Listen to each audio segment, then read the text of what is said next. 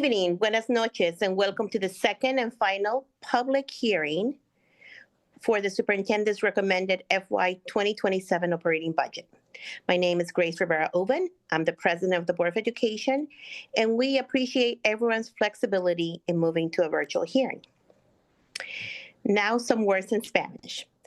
Para las personas que se están uniendo a esta sesión virtual y desean escuchar la reunión en español, pueden seleccionar la opción de interpretación ubicada en su pantalla en la parte inferior. Presione el botón con el icono de un globo terráqueo y elija el idioma en español. Tonight's hearing will also be broadcast live on television and MCPS media. The board appreciates the high level of engagement and feedback it receives through the community's participation in the FY27 budget process. The board will take action on the superintendent's recommended FY27 operating budget at the board business meeting on Thursday, February 19th, 2026. The board will take final action on the FY27 operating budget at the board's business meeting on Thursday, June 25th, 2026. As always, board members look forward to both hearing and thoroughly considering your input as we operate to review and take action on the superintendent's recommended FY27 operating budget. We are joined this evening by Dr. Taylor and several MCPS staff. Let us begin by introducing the board members to help facilitate virtual participation. I will call on each of my colleagues. Board members, please unmute and introduce themselves when I call you, if you could say here. Ms. Wolf? Good afternoon. Well, actually, it's evening. Good evening. Brenda Wolf, District 5. Ms. Silvestre? Buenas noches. Good evening. Carla Silvestre, School Board Member at Large. Ms. Yang? Good evening, everyone. Julie Yang, District 3. Ms. Montoya? Good evening. Rita Montoya, Board Member at Large. Ms. Stewart? Good evening. Laura Stewart, District 4. Good to be here. Ms. Zimmerman? Good evening, Natalie Zimmerman, representing District 2. And Ms. Malou? Good evening, Aniva Malou, student member of the board. Dr. Taylor, can you please introduce MCPS staff who are joining you this evening? Absolutely. I'm joined by our Chief Financial Officer, Yvonne Alfonso Windsor, our Chief of Staff, Essie McGuire, and Shannon Pattyfoot, our Director of Budget. Thank you very much. Tonight, board members will have the opportunity to hear from the community via virtual testimony or by audio or video presentations. Written testimonies provided by those who signed up for tonight's hearing will be available on board docs by tomorrow afternoon. While the board encourages public input on policy, program, and practices and will consider the comments received, it is not the board's practice during its public hearings to respond to questions, provide comments, or take action on the issues raised. We will begin with 5 virtual testimony for each stakeholder group. After all 5 testimony has concluded, all audio and video testimonies will be played. For speakers who are providing virtual testimony this evening, we request that you note the following. At the conclusion of each testimony, board staff will read the names of the next 3 speakers.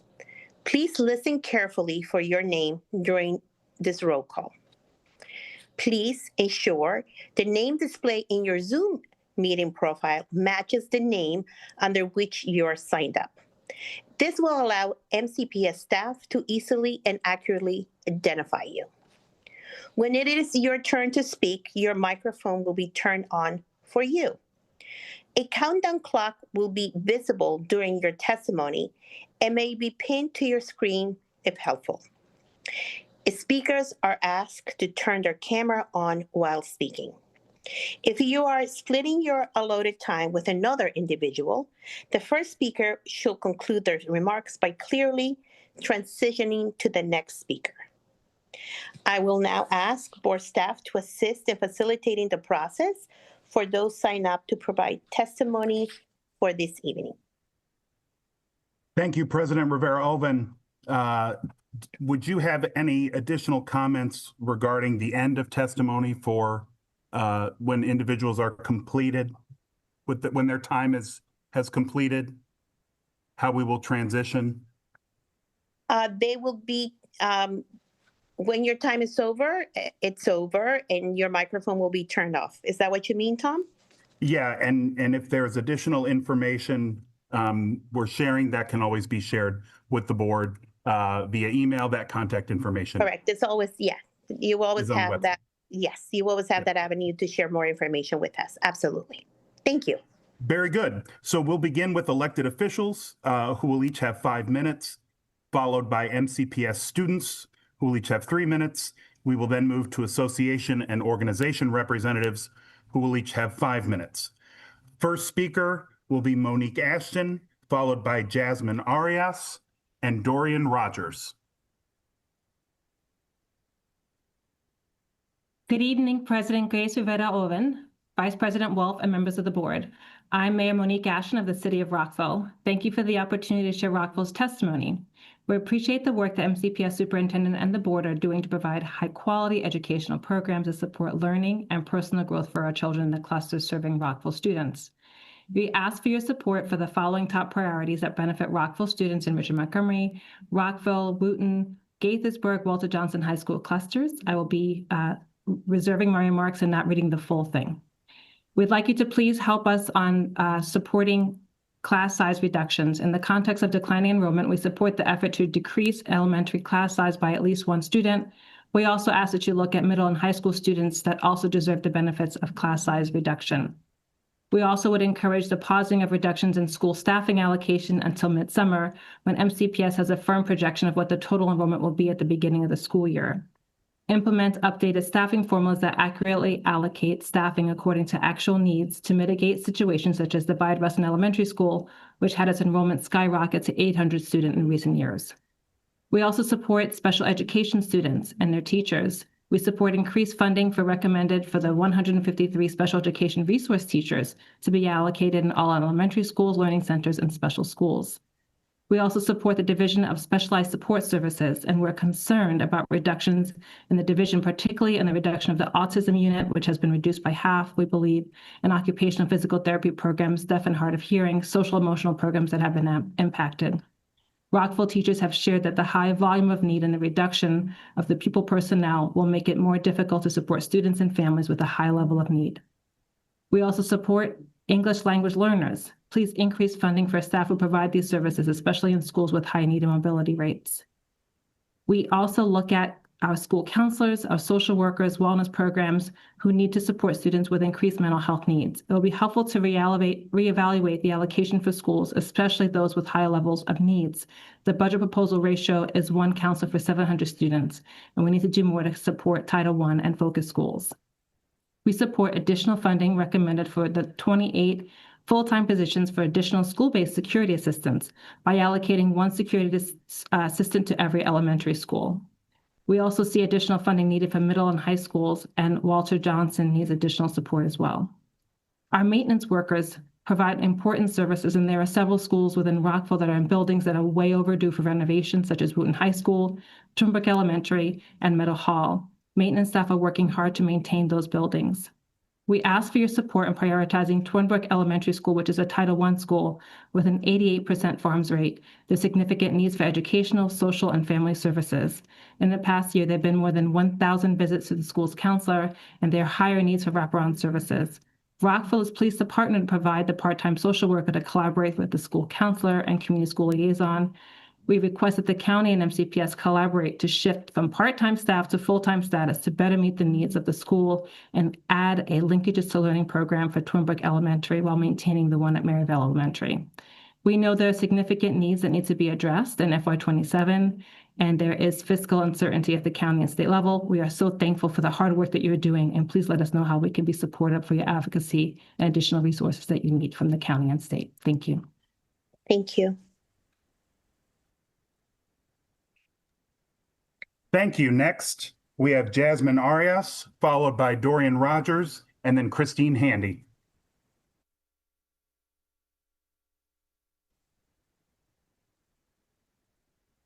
Hello, my name is Jasmine Arias. Can I begin? Yes, thank you. Hello, members of the Board of Education. My name is Jasmine Arias, and I'm a student at John F. Kennedy High School. I have noticed at my school there's a cycle of disruption or misbehavior from my classmates. Then security gets called in and gives out either a warning or you're removed from the classroom. These types of consequences don't solve the issue. It only guarantees increased resentment and more lost instructional time. This leads students to earn more punishments such as in-school suspensions or even out-of-school suspensions. There are better solutions than what we have now. I have watched the cycle occur plenty of times to understand that our current system does not work. Students are removed from classrooms every day for reasons that could have been solved with conversation. It doesn't just affect the students in trouble, but the classroom itself. It changes the dynamics between students and staff. I've seen it for myself that the majority of students that are removed from classrooms are Black and Latino students. According to the annual student suspension data released by the superintendent, there has been nearly a 29% increase of out-of-school suspensions for MCPS students. In that data, it was confirmed that Black and Latino students were the highest student community suspended, with nearly 100 Black students being suspended. Latino students far surpass it with a rate of 150 students, according to the report. That is a 61% increase in Latino student suspensions compared to last year's report. This is unacceptable, and this is a cycle that needs to end. However, there is a solution with normalizing funding for restorative approaches. For example, with stipends for a restorative justice coach could de-escalate the situation and keep students in class. Someone to mediate the situation, to listen to both the teacher and the student to repair the conflict. Students should be held accountable, but not at the cost of their education and trust. You have to understand them, listen to them, and respect them. Otherwise, the students will not do the same for you. We all know how it feels to be ignored and have people assume the worst of you. It's not fair, but restorative approaches will provide the students the tools, resources, and access to encourage students to stay inside the classrooms. I am asking Superintendent Taylor, alongside the Board of Education, to publicly commit to addressing student suspensions through the efforts to restore restorative justice coach stipends as done in the fiscal year 25, not only to improve the well-being and education of students across the county, but for all of our students to be met with the same respect and dignity instead of assumptions and punishments. It is with high hopes that an invitation from Young People for Progress is accepted as we work together in combating student suspensions. Thank you. Thank you, Jasmine. Next up is Dorian Rogers, followed by Christine Handy, and then David Stein. Good evening, Madam Board President, board members, and fellow MCPS Superintendent. My name is Dorian Rogers. I am a youth organizer with Young People for Progress, and I stand alongside our student scholars to raise serious alarm about the continued surge in student suspensions and the urgent need for actions, not just words. A little bit about myself. As an MCPS alum myself, graduating from Clarksburg High School, I remember what it felt like to carry the same pressures so many students continue to articulate these days, and that's just an understatement. Whether it was keeping my head down to avoid the bullies, fighting for my spot because I was involved, marching band, you gotta hit your spot. But even things like going to prom, which, by the way, I went to prom by myself, and that's an advice for anybody. But my point is, with all the traditional and non-traditional things that go into being a student in MCPS, there was also the things that I continue to hear to this day, particularly when it comes to hall sweeps. Because I remember when I was at Clarksburg, hall sweeps did exist. And it's not just the feeling about the feeling less vulnerable or the ability to feel safe. It's the ability to go to school in dignity.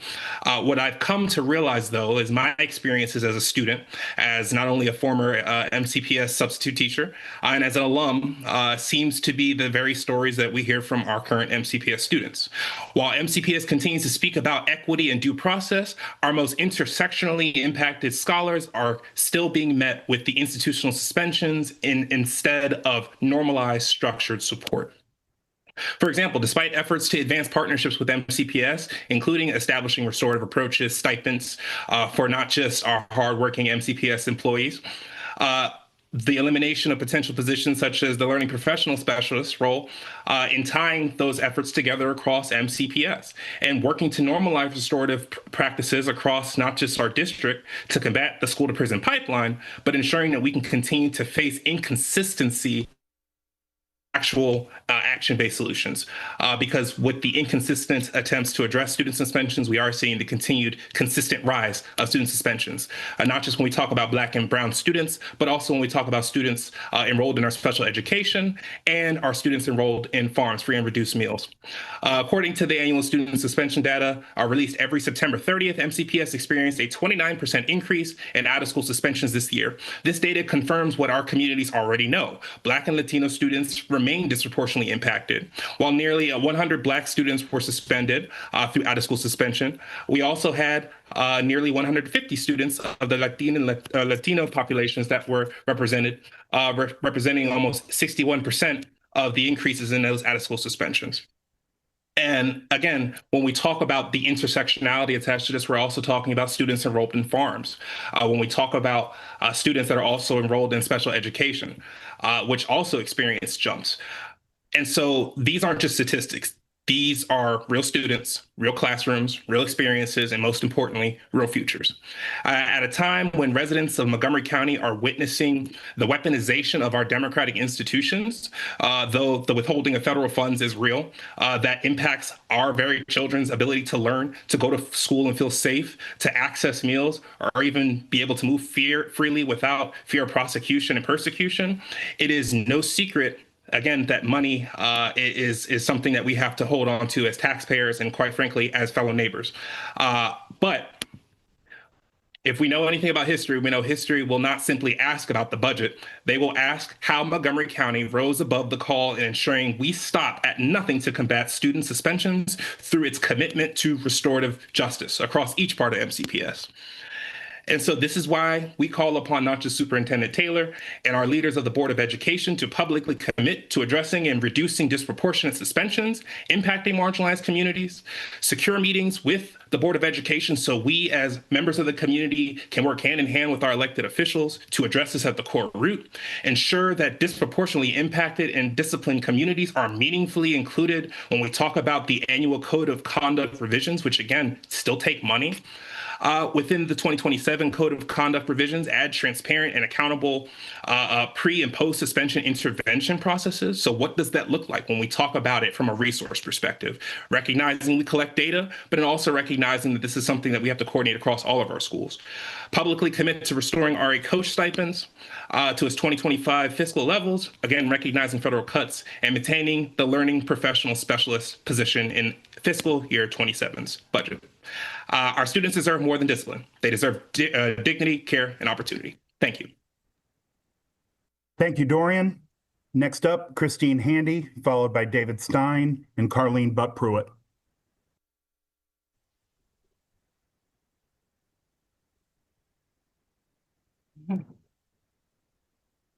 All right. Good evening, members of the Board of Education and Superintendent Taylor.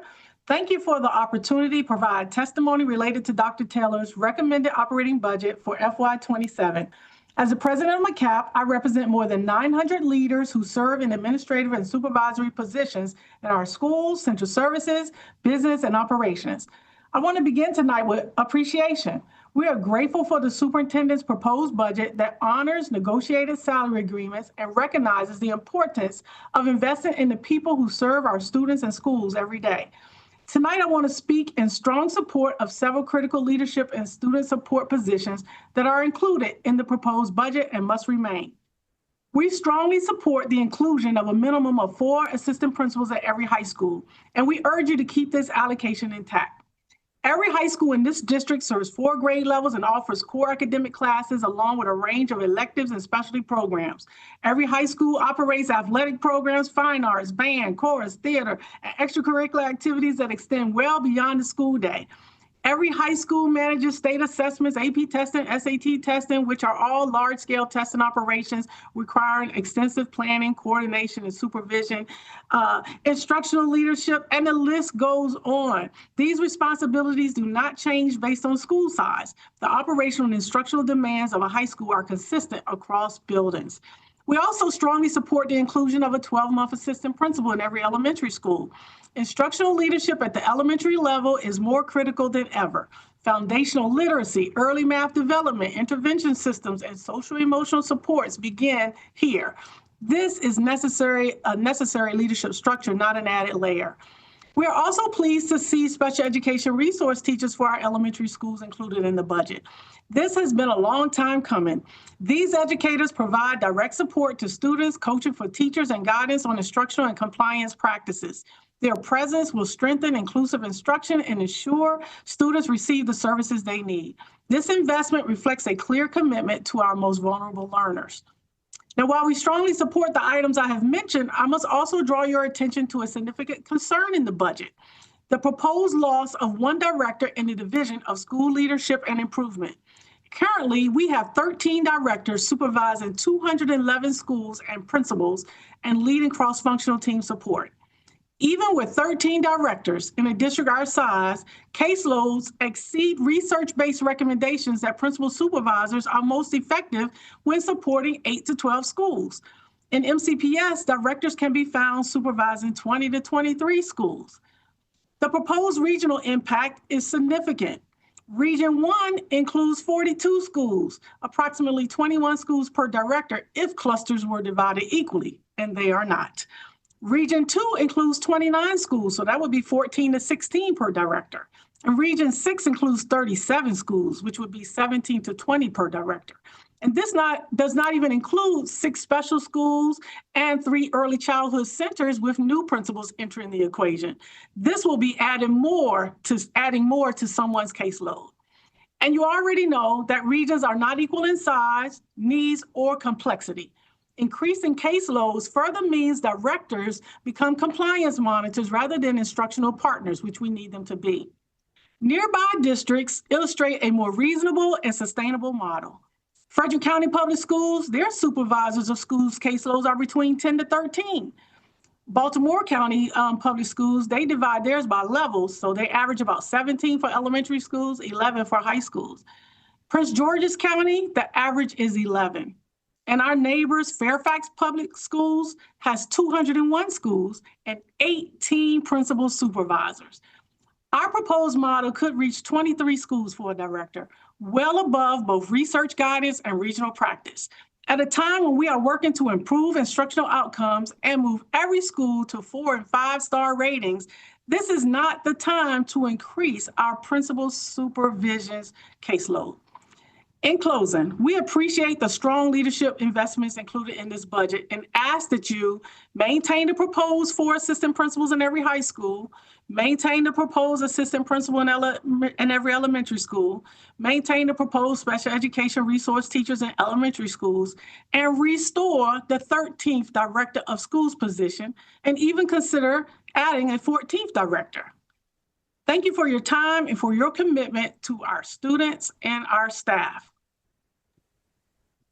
Thank you, Christine. Next up, David Stein, followed by Carleen Butt-Pruitt and Sandra Landis.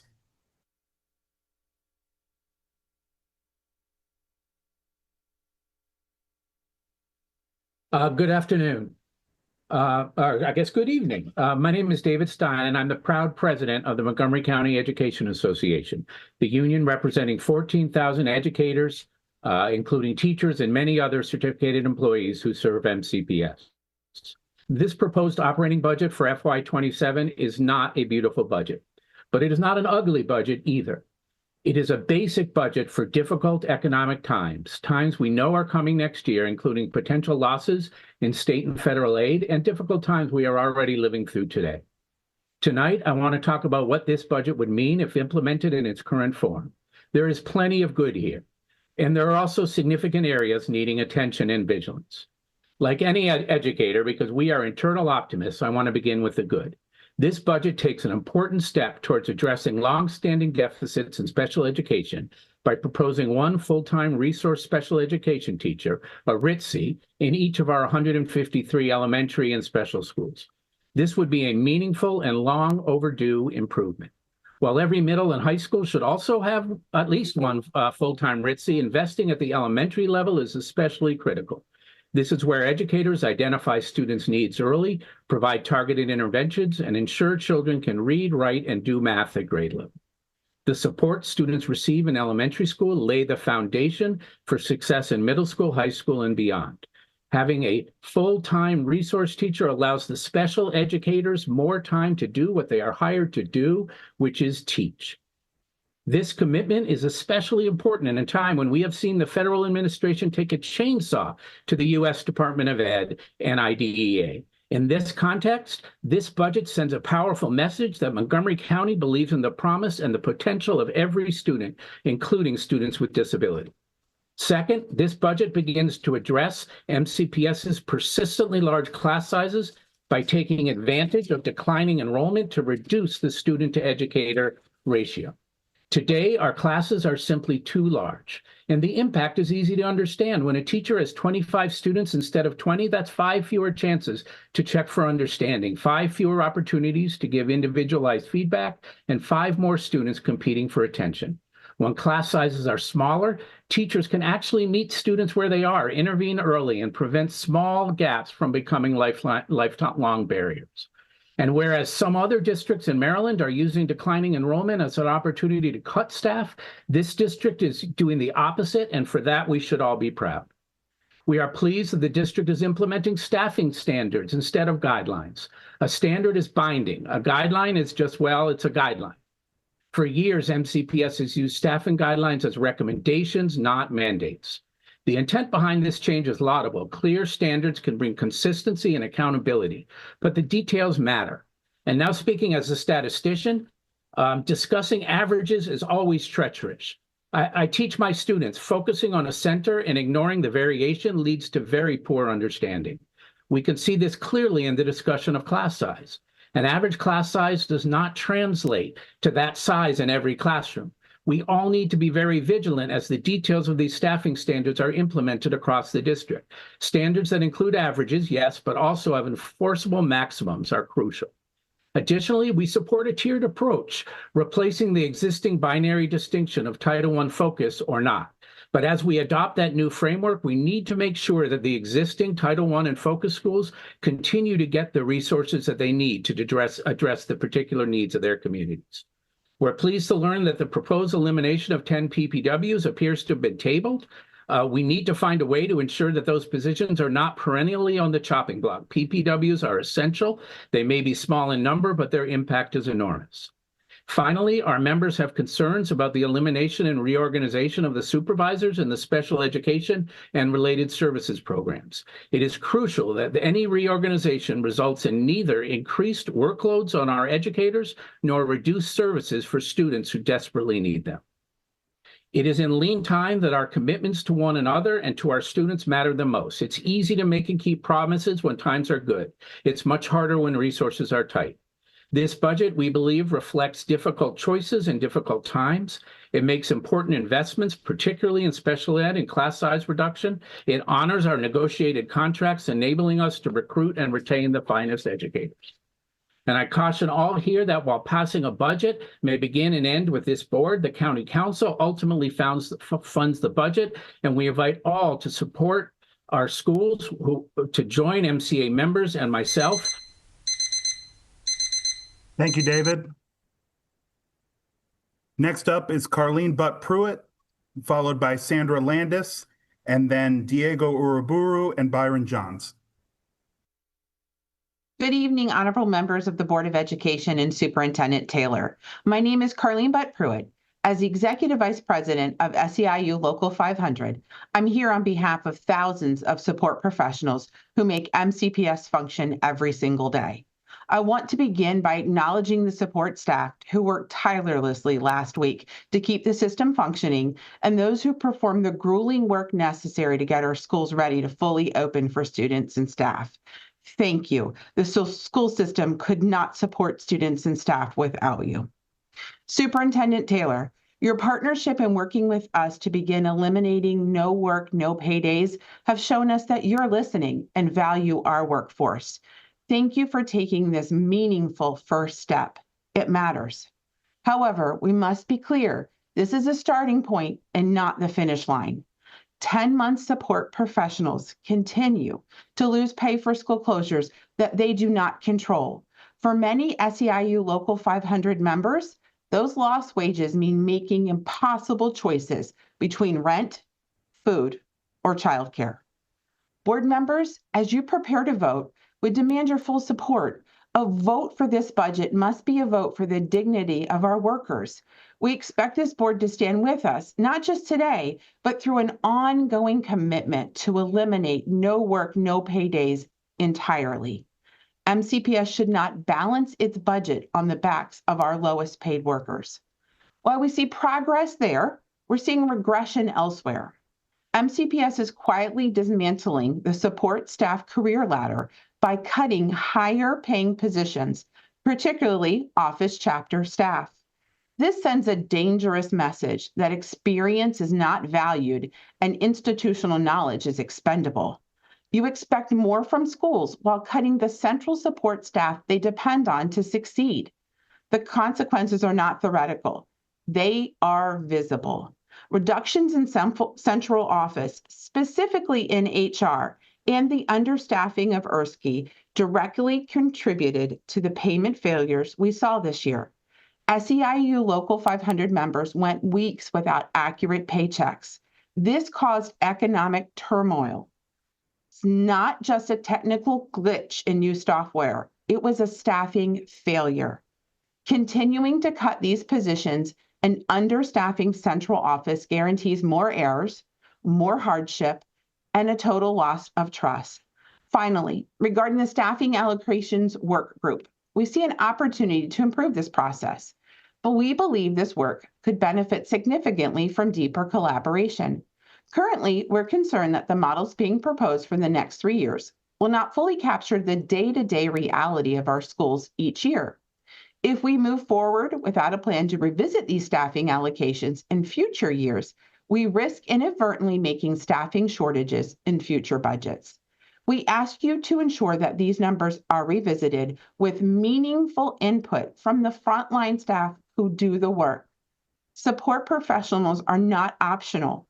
We're not expendable. We are essential to student success, student safety, and daily operations.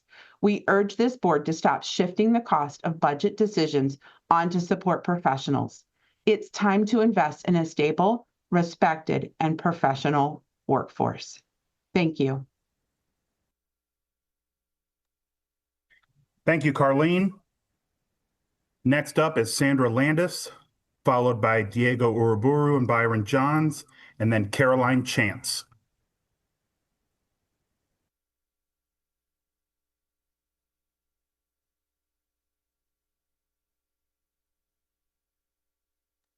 Miss Landis, can you unmute, please? Oh, I thought you did that. Sorry. Can you hear me now? We can, thank you. Okay, great. Okay, sorry about that. Good evening, Board President Rivera-Oven, Vice President Wolf, members of the board, and Dr. Taylor. My name is Sandra Landis, and I am the Montgomery County chapter leader of Start School Later, a national organization focused on safe, healthy, and equitable school start times. I'm also chair of the Bell Time Subcommittee of the Montgomery County Council of PTAs. I began this work during the pandemic, concerned about teen health and well-being.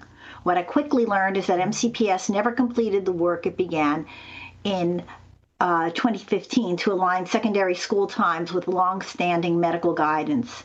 This unfinished work directly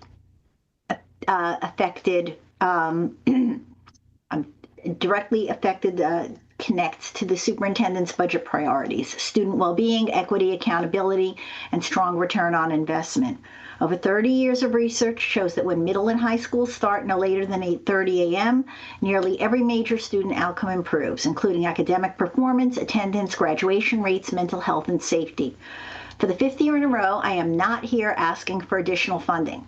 I'm asking for accountability and transparency around base resources already allocated, particularly regarding transportation contracts and planning.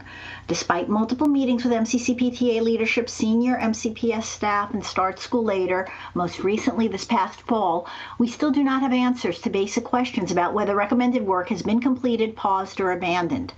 We have 5 draft MPIAs prepared that we hope not to release. Instead, we respectfully request written responses or the long-standing and long-promised follow-up meeting.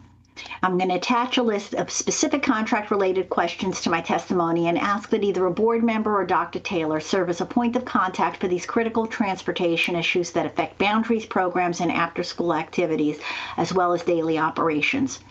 Before continuing, I want to thank Dr. Taylor for beginning his tenure with transparency.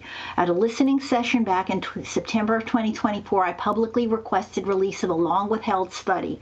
Within a week, it was posted online, an action that went a long way in building trust. Thank you also for providing MCPS space for the March 2025 Forum on Adolescent Sleep following the MCCPTA resolution on healthy sleep for adolescents enacted in February 2025. In short, teen circadian rhythms are biologically delayed, making it extremely difficult to fall asleep before 11 p.m. Yet adolescents need 8 to 10 hours of sleep. Our current 7:45 a.m. high school start times make that impossible. The most critical brain development, reasoning, judgment, impulse control, and problem solving happens at the end of the sleep cycle, precisely when we wake students up. Sleep deprivation is linked to depression, suicidal thoughts, aggression, and impaired learning. The two leading causes of teen death, suicide and morning car crashes, both decrease when schools start later. Private schools set schedules to optimize learning. MCPS begins each day placing roughly half its students at a disadvantage, then spends money trying to raise outcomes that are undermined by sleep loss. This week, the Maryland General Assembly is holding hearings on House Bill 189 and Senate Bill 103, which establish medically recommended guardrails on how early schools can start. Secondary schools. These are not mandates. They simply ensure schedules remain safe and healthy while preserving local control. Just as the state sets standards for instructional hours and school health laws, bedtime guardrails fall in the same category. The 2025 MCCPTA resolution on healthy sleep for adolescents support middle schools starting no earlier than 8:30 a.m., even later than the legislation allows. And we want MCPS to exercise its local control responsibly to ensure it doesn't begin middle school earlier than it does today when this legislation is enacted. My asks tonight are threefold. First, support these legislative bills, or at minimum, do not oppose them on the grounds of home rule. This is not a valid objection given the nature of these guardrails. Second, continue the transparency Dr. Taylor began by publicly sharing information on the transportation contract actions and outstanding issues. Please don't allow valuable contract vehicles and data to expire unused. These tools support boundary planning, equity, and safe operations. Third, recognize the financial return on the investment. The RAND Corporation estimates that starting schools no earlier than 8:30 a.m. would boost the national economy by $83 billion within a decade, with benefits far outweigh short-term costs. If implemented, proportionate benefits would accrue to Montgomery County. Dr. Taylor, MCPS doesn't need state legislation to make this change. By acting proactively, MCPS could become a model for both student success and economic impact. In closing, I'm asking that MCPS coordinate base resources to finish the work. Thank you, Sandra. Next up is Diego Uruburu and Byron Johns, followed by Caroline Chance, and then Alondra Anderson and Madison Buckholtz.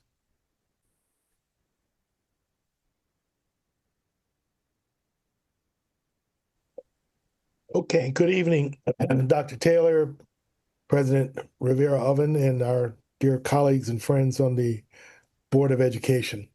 For those of you who don't know, I am Byron Johns. And I'm Diego Uriburu. We are the co-chairs of the Black and Brown Coalition for Educational Equity and Excellence. Since 2019, we have represented the voices of thousands of Black and Latino students and their families that have been historically left behind by our school system. We recognize that as the board members, you face a big challenge.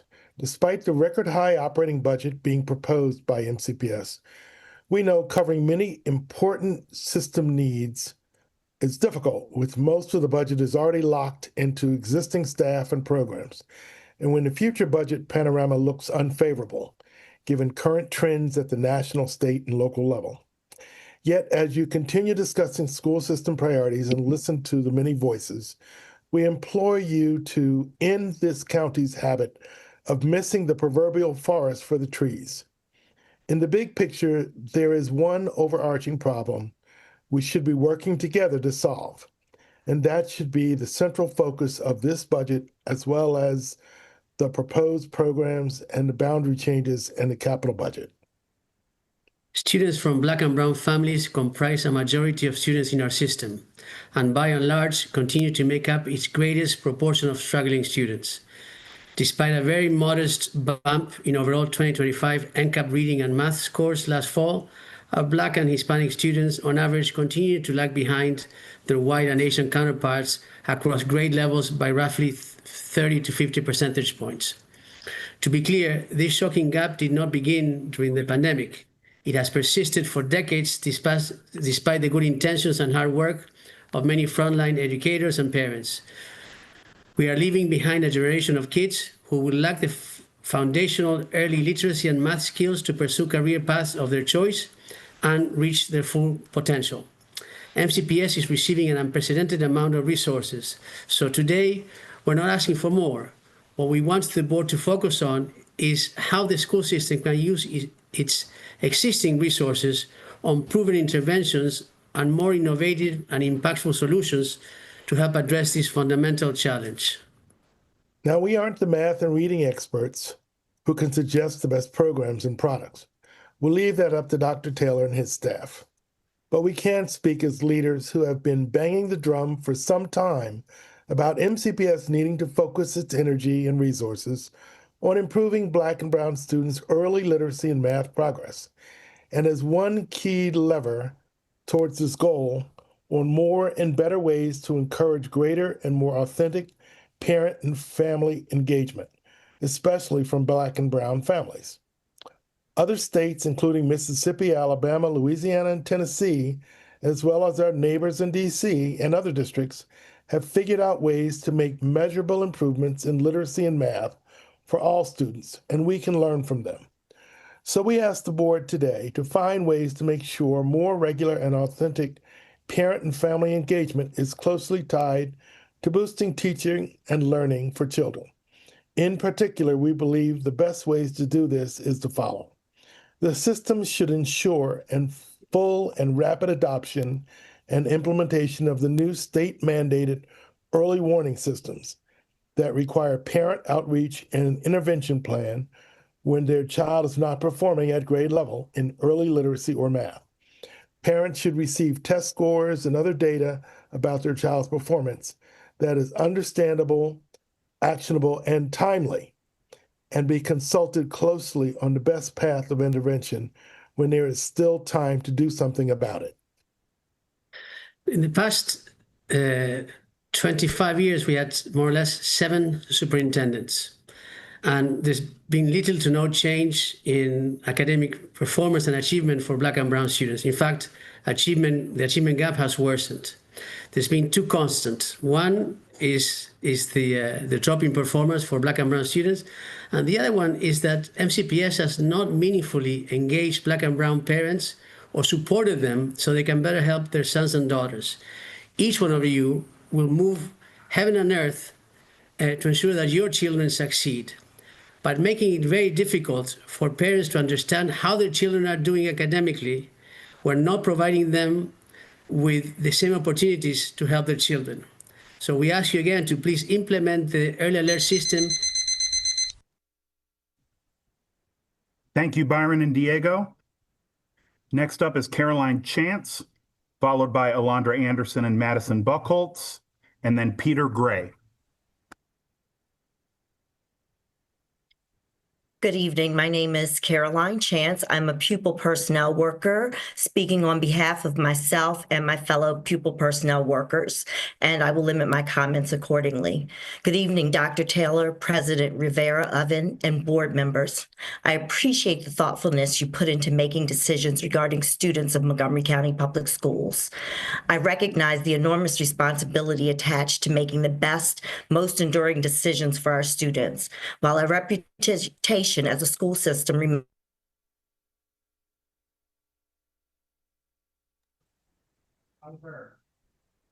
Ms. Chance, I think you may have frozen. Can you hear us?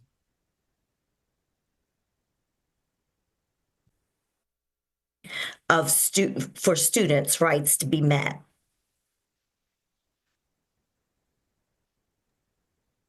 Ms. Chance, if you could consider turning your camera off briefly and then turning it back on? I apologize. Thank you.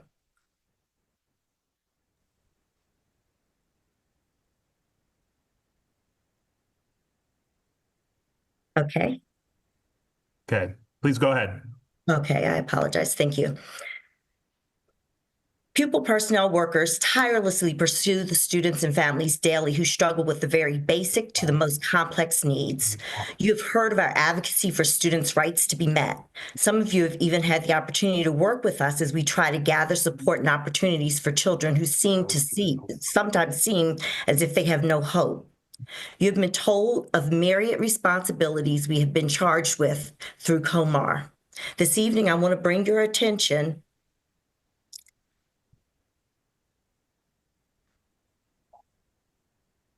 Should I keep my camera off? I'm sorry. Am I being heard? Yes, we can hear you, Ms. Chance. If you want to just leave your camera off, that might be the best. Thank you. Okay, thank you. I want to bring your attention to one of the most challenging and unseen tasks, residency verification.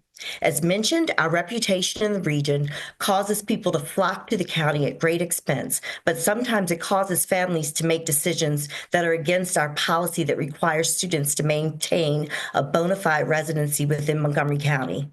The PPWs are most often the ones who ferret out these cases by doing hands-on residency investigations, consulting with the residency office, and liaising with the homeless liaison office. According to the residency office, last year, there were more than 200 out-of-county residency investigations. PPWs did those investigations, which equated to approximately $4 million allocated to students who were not meant to be educated in this school system without paying tuition. These cases include many of the thousands of students who live in Montgomery County without their parents, students trying to play sports for particular schools, employees desiring to take advantage of the education where they work, and families living on the borders of Prince George's County, Frederick County, and the District of Columbia who believe that just one street over there's greener grass. PPWs are tasked with finding undeniable proof that the students do not have bona fide residence in the county, where we are also tasked for locating the true residents of those families. These are risky investigations that, quite frankly, sometimes make us feel uncomfortable, require us to boldly connect parents to policy, and ensure that taxpayer money is used for the children of this county. Our names, our faces, our vehicles are on the front lines. But without this, we know that we will continue to be stretched too thin to serve the students who truly live in the county. We not only reach vulnerable families, but we also toe the line between advocacy and law to ensure that what has been entrusted to us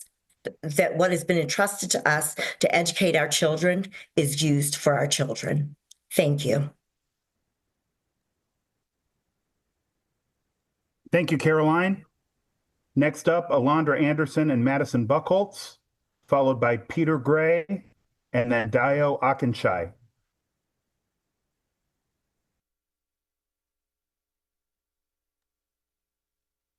Miss Anderson, I don't believe we can hear you.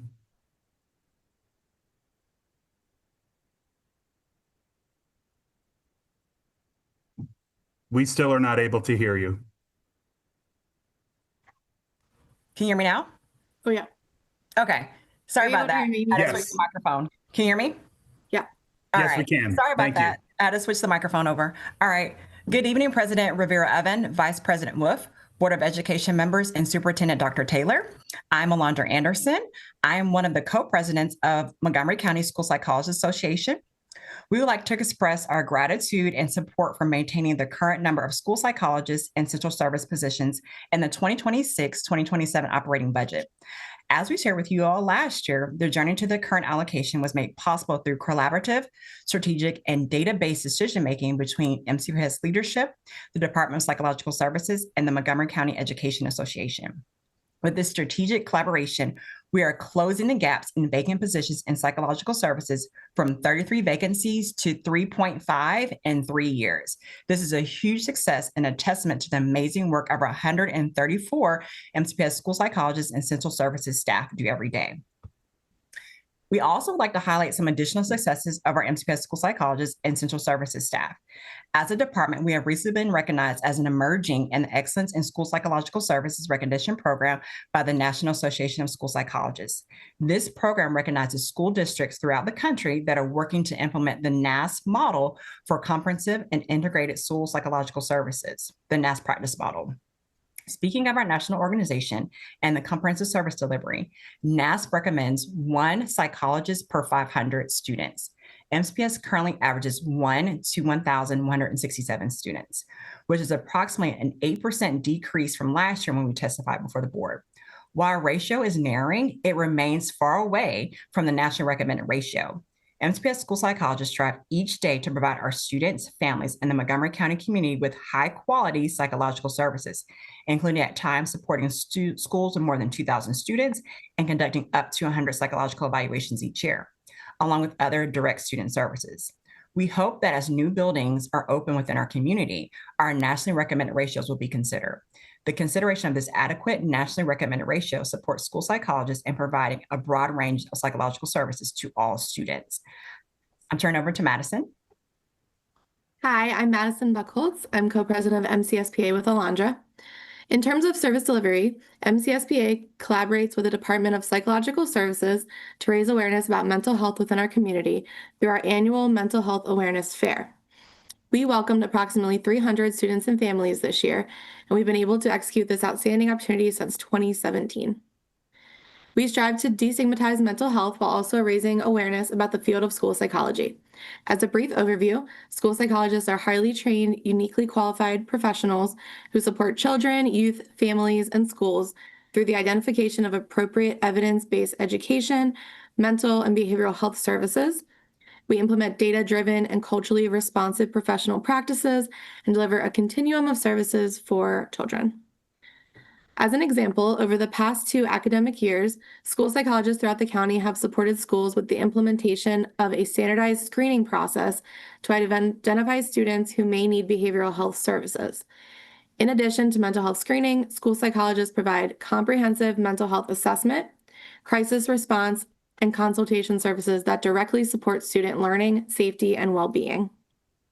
We provide direct counseling to general and special education students, conduct risk assessments and behavior threat assessments, respond to crises affecting students and staff. We also complete special education and Section 504 evaluations, collaborate with school teams to develop functional behavior assessments and behavior intervention plans, and partner with educators through student well-being teams to design and monitor evidence-based interventions. Central service psychologists ensure consistency, equity, and compliance by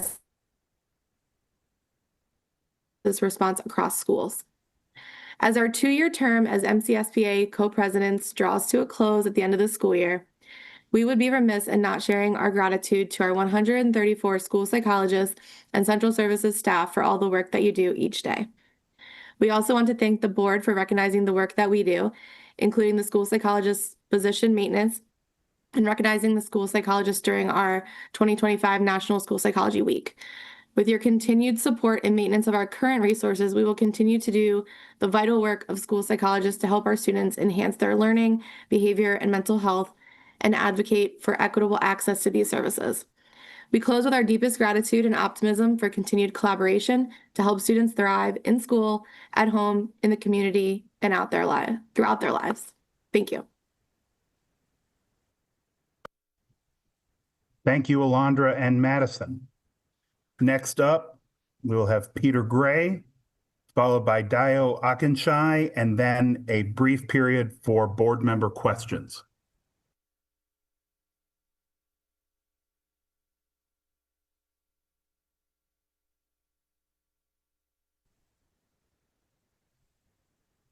Good evening, Board President Rivera Oven, Vice President Wolf, all the members of the Board of Ed, and Dr. Taylor. My name is Peter Gray, and I'm speaking on behalf of the Washington Area Bicyclists Association.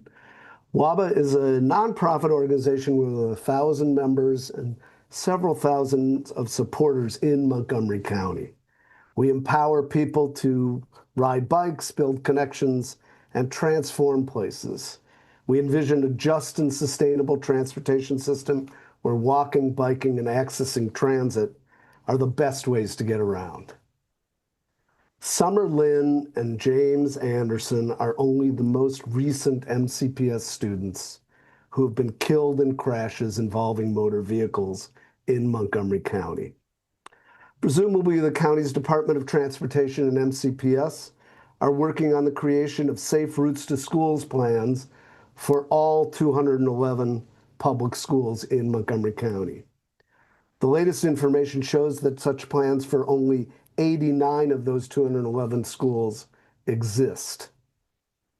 The county's Vision Zero plan only calls for creation of 5 plans per year, meaning it will take over 20 years to create safe routes to schools plans for every school.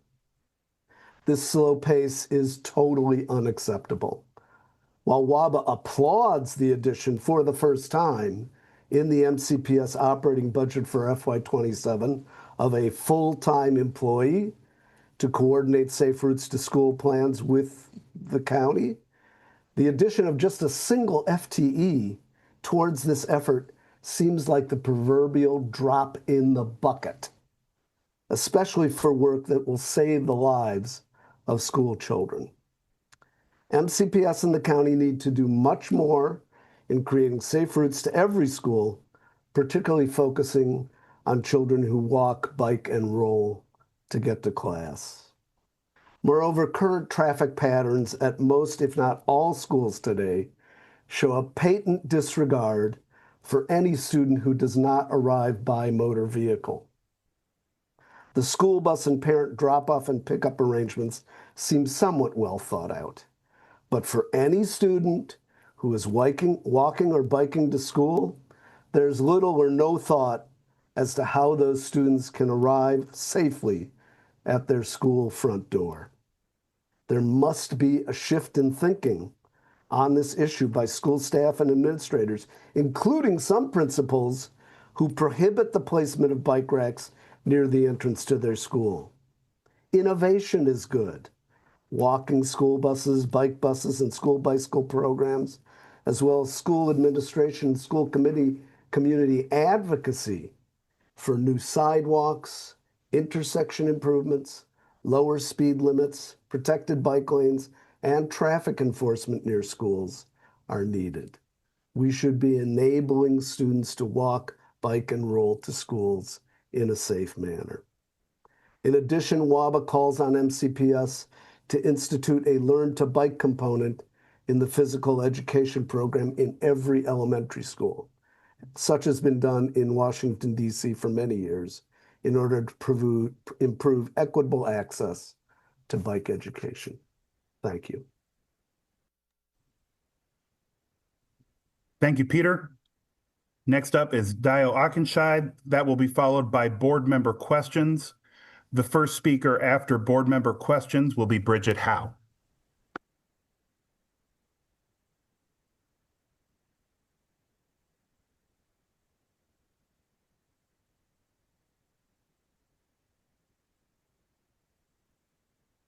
Can you hear me? I don't think my video has coming through. You can hear me. We can hear and see you, yes. Oh, good. Okay, I can now see myself. Thank you. Good evening, everyone. My name is Dio Akincheye, and I'm presenting the testimony submitted by Muriel Rottenberg on behalf of the Silver Spring Justice Coalition, SSJC, which is an organization of community members, faith groups, and civil rights and human rights organizations from throughout Montgomery County that works to reduce the presence of police in our communities, eliminate violence and harm by police, establish transparency and accountability, and redirect public funds toward community needs. To those ends, SSJC urges you to prioritize restorative justice and restorative approaches by increasing staffing, resources, and support for restorative approaches in the FY27 operating budget. This is critical because Restorative justice is a vital approach that contributes to a safe and supportive learning environment. By focusing on restorative approaches and practices, schools can address the root causes of conflict, helping students understand the impact of their actions rather than relying on punitive measures that too often disproportionately affect students of color and students with disabilities and fuel the school-to-prison pipeline. SSJC asks that you restore RA coach stipends to the full fiscal year 2024 amount and give RA coaches more time during the school day for more robust training. According to Collaborative School Culture, an RA coach ensures that schools don't just implement restorative practices, but also build internal capacity to sustain them. The evidence is clear that restorative practices positively impact student behavior and reduce the number of suspension days students serve. The FY27 operating budget should support a safe and supportive learning environment by putting real funds towards staffing and training that can make the restorative approaches consistent and transparent across schools in Montgomery County. Instead, the proposed fiscal year operating budget includes $1.7 million for an additional school-based security staffing. SSJC is concerned about increasing school-based security staffing rather than focusing on positive school climate and restorative approaches, especially as we see the dramatic increases this school year to date in both in-school and out-of-school suspensions compared to last academic year after the rollout of the new Student Code of Conduct.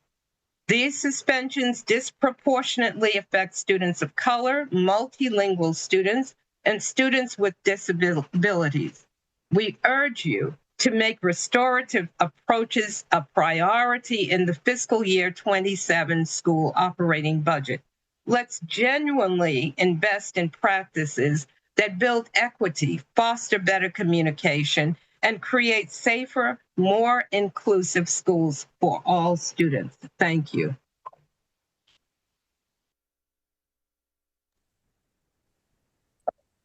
Thank you, Ms. Akin-Shea. The next item we have is an opportunity for board member questions. I will turn it back over to President Rivera-Oven. Thank you so much. Colleagues, if you have any specific questions for staff at this point, could you please raise your hand? I see Ms. Stewart. You're on. Thank you so much. First, I want to thank our people that came out on Zoom and for accommodating the change due to our the state of our roads at the moment. So thank you. My question is has to do with the CESO contract that was referenced by Ms. Landis. She mentioned about a contract expiring and then opportunities to maybe extend that contract to help us in optimizing our transportation needs, optimizing routes, etc. So I just wanted to know where we were with that report and options to on that contract to help us get to a efficient place, especially with all the possible needs that we will have. So that is this Thank round. you. Thank you. And we're happy to look that up and follow up. Thank you so much. Ms. Montoya. Thank you. This is actually a request for Mr. Gray, if he's still on, from WABA. If not, then for my staff to please connect me with Mr. Gray. I, of course, am concerned if we have schools where they're not allowing bike racks for the kids to use. I know we have a lot of schools where I've seen them myself.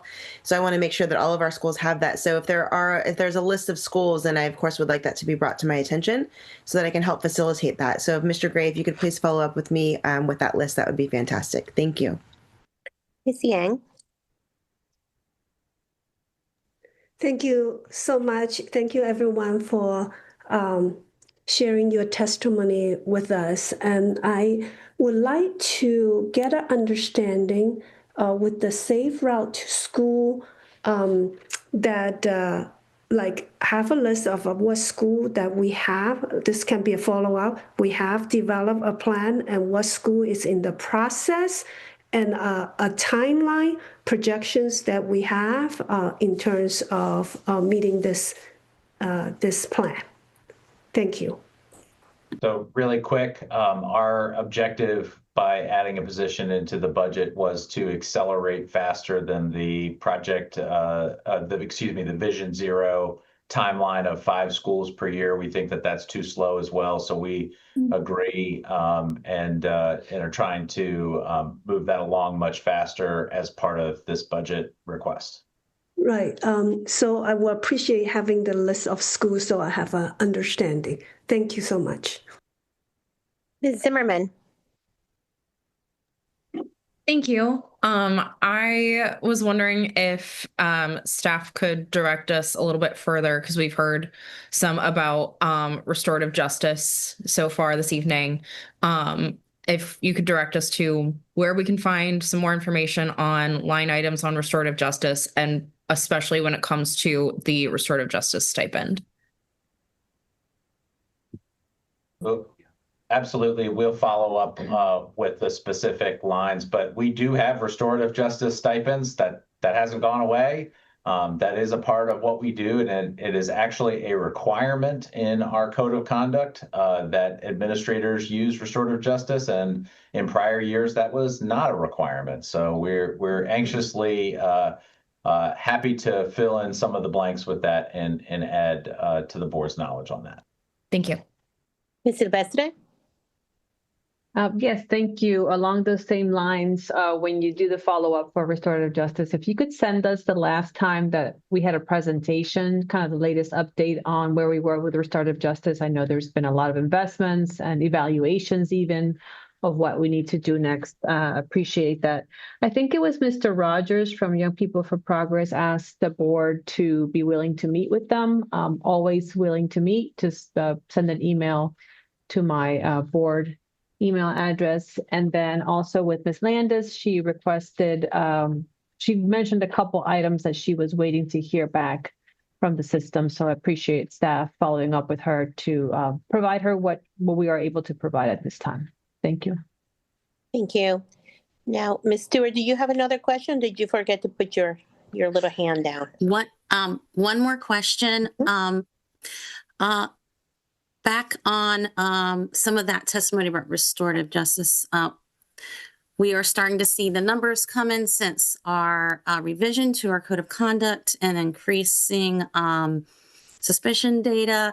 When will we be getting a report on that, and what's the mitigation? So we can hear more about the mitigation and how we can plan on trying to support our students and certain schools that are seeing a rise in suspicion data. Certainly, any increase in student suspension is certainly a concern for us. Candidly, we're surprised, given the changes that we made to the code of conduct, that there aren't more. The national suspension rate for students K through 12 is actually 5% and 7% at the secondary level. And in Montgomery County, our suspension rate is 0.2%. So contextually, it's important for us to put some of these data into context. We are giving this a year before we report back to the board on changes and progress, but this spring you will have some evaluation and some modifications that we hope to bring forward. It was something that we did differently this past year, where we actually introduced changes to the code of conduct versus just making changes to the code of conduct and not telling anyone, which has been the past practice. So we're anxiously eager to bring those modifications forward for another year's consideration as well. I just want to thank you for the transparency. We are getting a monthly report. I appreciate that, and I appreciate the transparency and the work with the code of conduct. And I look forward to the spring update. Thank you. Thank you, Ms. Stewart. Thank you to all my colleagues for your questions. I will now turn it back to our staff to continue with our next round of speakers. Thank you, President Rivera-Oven. We will now move to MCC-PTA representatives who will each have 5 minutes. First will be Bridget Howe, followed by Ben Lewis, and then Audra Dove. All right. Thank you, everyone. Good evening. I'm Bridget Howe, and I'm testifying as president of MCC-PTA. I'm focusing on 4 main areas: engagement and transparency, academic priorities, implementation of policies and procedures across clusters, and safe routes to school. First, engagement and transparency. I'm not going to rehash past testimonies other than to say that when you put in the effort to engage and listen to all voices, especially those that you haven't engaged successfully with in the past, it improves the resulting decisions for everyone. Investing in inclusive modes of engagement and committing to publicly share who was and who wasn't engaged is important. But regarding transparency, for an entire calendar year, follow-up memos to the Board of Ed have not been publicly posted on the MCPS website. These follow-up memos are supposed to answer questions raised during public BOE meetings, ensuring that responses are on the record. Not seeing these is concerning. The public can't tell whether answers have been privately shared and are not posted, or whether the questions are not being answered. Neither of those options is ideal. Moving to academic priorities, we need additional funding support for secondary ELA instructional specialists. These cross-functional specialists are essential to provide ongoing professional development, classroom observation, oversight, and accountability. They're assigned to specific clusters and are hands-on supports to staff in multiple schools. We really need them at all grade levels. Speaking of high school ELA, the curriculum is currently a homegrown set of materials that are not consistently vetted or delivered. My son is in 9th grade, and the only anchor text he has been assigned so far in ELA is a graphic novel he first read in 5th grade. There is no excuse for that. MCPS's current lack of secondary ELA and science curriculum have led to below grade level work and inequity, especially for Black and Brown students. We need high quality, externally developed and vetted high school English and science curricula, and both subjects need to have a meaningfully accelerated honors curriculum developed for any student who needs additional challenge. MCC-PTA also wholeheartedly supports funding for additional EML resources and mental health supports for students.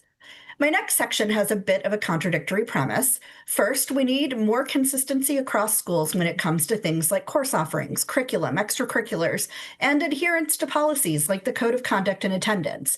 That is not happening now. A recent OLO report described inconsistencies in course catalogs and AP offerings. Disciplinary consequences, as we've heard from others, differ too much by school. Far too often, MCPS acts like a collection of individual schools rather than as a school system.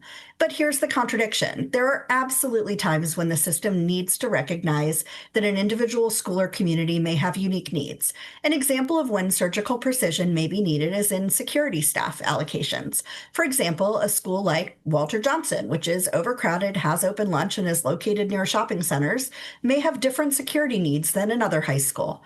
While MCC-PTA agrees that additional security assistant roles are needed, we want to be sure that they're assigned based on data and designed to have the most impact. I do want to thank Dr. Taylor for adding a Safe Routes to School coordinator role into this year's operating budget. In a budget that's going to be scrutinized, looking for every possible cut, a new position may seem like a target. This should not be your target. As we've seen over the past week, kids get to school by buses, parent drop-off, and walking, biking, or rolling. They get to their bus stops by walking, biking, or rolling, or parent drop-off. Part of the why for closure this week or the past few days has been that kids can't navigate through neighborhoods safely right now. But the truth is, in many school walk zones, kids can't walk to school safely any day. MCPS doesn't own that responsibility, but this coordinator role can help improve those relationships. Finally, you have heard a lot of critiques during this weather emergency. I am not here to add to them.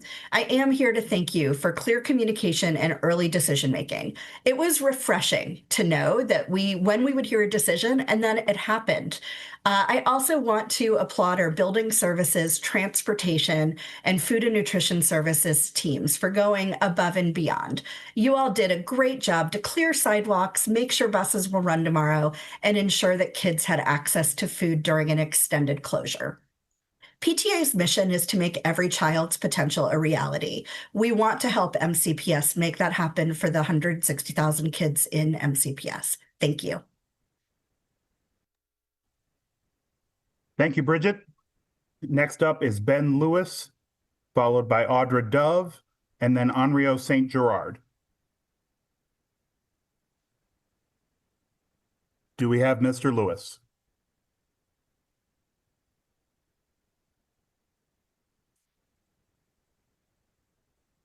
We will come back to Mr. Lewis.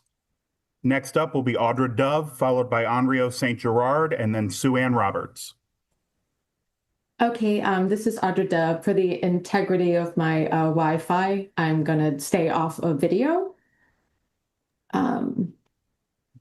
Sounds good. Thank you. Okay. Hi, I'm Audra Dove, testifying on behalf of the Clarksburg Cluster and in collaboration with my fellow cluster coordinators, Artie Varanasi and Nadia Ciamolina.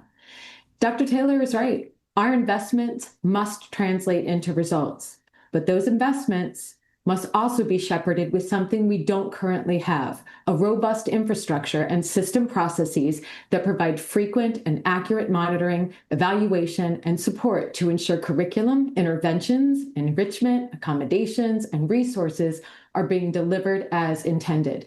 MCPS is making small moves in the right direction, but there is far, far more to be done. While the district has taken positive steps with the elementary ELA Amplify curriculum and CKLA 6 through 8 ELA curriculum, we still lack a high-quality, externally vetted curriculum for high school English, K through 12 science, and high school math. We urge MCPS to purchase English curriculum for grades 9 through 12 with clear grade level and honors curriculum distinctions. We also urge MCPS to purchase externally vetted high-quality K through 8 math curriculum and to have an eye on externally vetted high-quality K through 12 science curriculum and high school math curriculum. In tandem, we strongly support ongoing professional development that is geared to provide year-round staff support. The introduction of cross-functional teams this year has yielded promising data from the field. We support the addition of cross-functional secondary ELA positions because they are sorely needed. With the launch of grades 6 through 8 CKLA this year and the need for stronger high school English curricula, cross-functional secondary ELA positions are fundamental to uplift pedagogical and curriculum implementation efforts. These should be considered non-discretionary. Please fully staff content-specific cross-functional specialists to conduct regular walkthroughs of classrooms and report on the data by subject area transparently to drive shifts in strategy and teacher leader support. To bolster our emergent multilingual learner and special education student growth, we implore you to fully fund requests for additional staff and training in those domains. Principals need staff, not more initiatives or programs. We need to strengthen our core. That's what our students deserve. Without sufficient staffing, equity goals, academic growth, and blueprint mandates cannot be met. In parallel, MCPS must improve its website resources and must proactively reach out to families in easy-to-understand language that explains their legal rights, educational options, who they can go to for support and questions, and what support should be expected with an IEP or 504. Above all, we ask for MCPS to provide consistency across schools. The Office of Legislative Oversight's recent report on MCPS high school and middle school course distribution was clear and echoed what advocates have been telling MCPS for years. There is far too much variability from school to school. That said, the sad part is that MCPS's proposed regional programs are not positioned to fix that problem of variability and lack of opportunity. Just look at the proposed program placements, the lack of funding toward cross-regional PLCs, or ongoing yearly pathway-specific staff training, the reserved local seats for prestigious programs at the most affluent schools. Increased access to unequivalent programs and opportunities is not equity. MCPS must not set the stage for regional and socioeconomic disparities across regions. Even MCPS staff have clarified that programs won't be equal, they'll be similar. Please do better in your engagement, your analysis, and your transparency. To foster stronger learning environments, we ask for a strategic reduction in classroom technology spending and to redirect funds toward human-oriented instructional investments. Community listening sessions identified simpler, more consistent digital tools as a priority, suggesting families and educators recognize that our technology infrastructure may have grown beyond what serves learning. We should prioritize proven instructional materials and expert teacher support over additional devices and platforms. We urgently request that MCPS reconsider its cuts to both pupil personnel workers and family engagement specialists.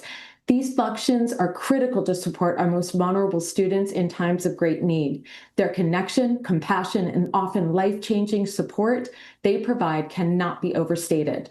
Finally, we ask MCPS and BOE to publish follow-up data and materials requested by BOE members from March 2, 2025 to present. Transparency is a must. In closing, we recognize the financial challenges.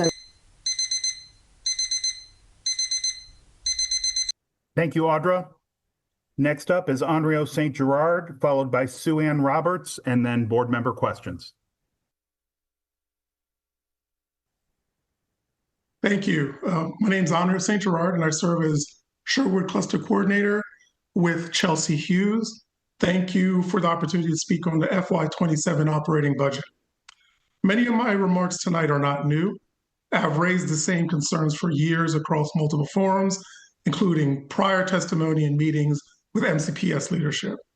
Most recently, I echoed these sentiments in my capital budget testimony in October, where I emphasized that the capital investment alone will not resolve our facility challenges unless it is paired with a strong operating strategy focused on preventative maintenance, system stabilization, and long-term planning. Since these remarks, Sherwood High School has experienced additional HVAC failures and new plumbing issues. These developments were predictable. They are the result of long-standing deferred maintenance and systems that have been allowed to deteriorate while schools wait in the capital pipeline. Had MCPS addressed these risks earlier through targeted preventative maintenance at the school level or through countywide data-driven facility strategy, the severity of what we are seeing today could have been reduced. Instead, families are now reaching beyond the school system to county elected officials simply to get the attention of and assistance. We also know this is not isolated with MCPS administrative facilities are experiencing similar HVAC and building system failures. This confirms what schools have been reporting for years and that the problem is systemic. I do want to acknowledge positive feedback from our cluster regarding the operating budget.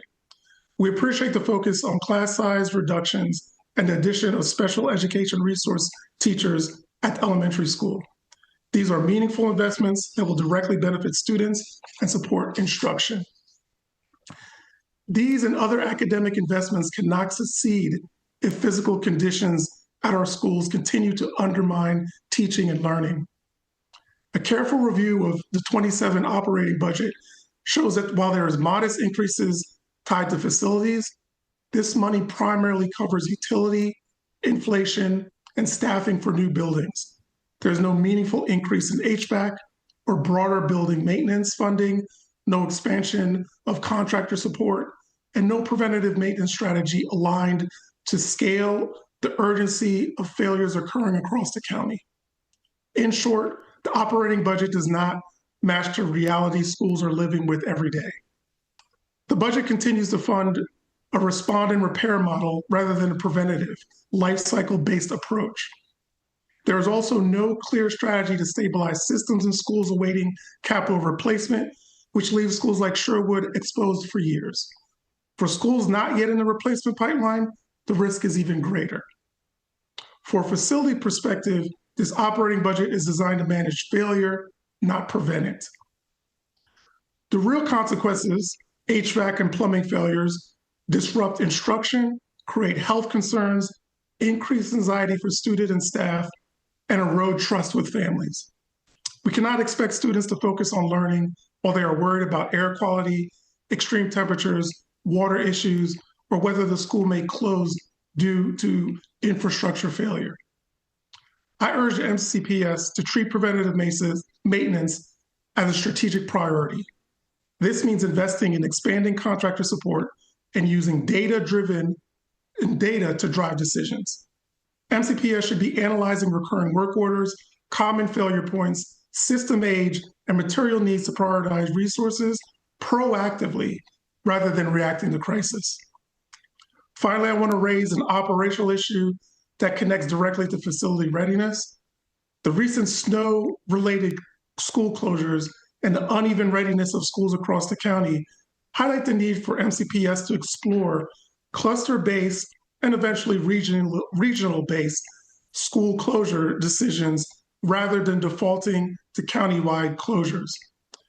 When some areas have safe roads and fully functional buildings, while others do not, the system should have the flexibility to respond to those conditions. This approach could reduce unnecessary instructional loss and reinforce the importance of maintaining schools so they are safely remain open whatever conditions allow. My message with all this is the same. MCPS needs an operating strategy that is proactive, data-driven, and responsive to the local level. Every student deserves a learning environment that is safe, stable, and open whenever reasonably possible. I thank you for your time. Thank you, Henriot. Next up is Sue Ann Roberts, followed by board member questions. We will then move into individual testimony. The first individual will be Ellie Kleinman. Good evening, Sue Ann Roberts, Poolsville Cluster Coordinator. I will speak first on one cluster-specific need, dedicating the rest of my time to a few of the needs faced not only by our cluster students, but countywide. First, Poolsville High School needs increase in building service staff. Our new buildings cover almost 244,000 square feet.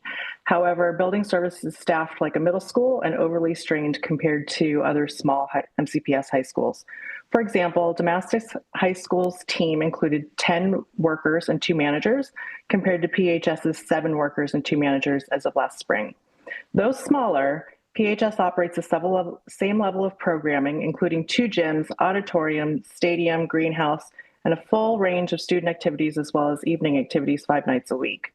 Chronic understaffing leads to increased injuries, staff burnout, and difficulty retaining employees, challenges PHS currently experiences. We respectfully request that the board support fully funding adequate building service staff at 11 FTEs, not the same level as of the largest high schools, but also not the inadequate 9 FTEs as currently proposed. On to issues that impact students in the Poolsville cluster and beyond. Students, parents, teachers, and board alike must be able to operate in good faith that MCPS is effectively collecting and utilizing data to further meaningful and equitable decision-making. Over the past year, MCPS's presentations around a wide range of significant areas that indicate significant change to come include areas of staffing, curriculum selection and implementation, teacher support, specialized education, classroom sizes, transportation, and so much more. The board has had a multitude of requests for information and data across these and other areas.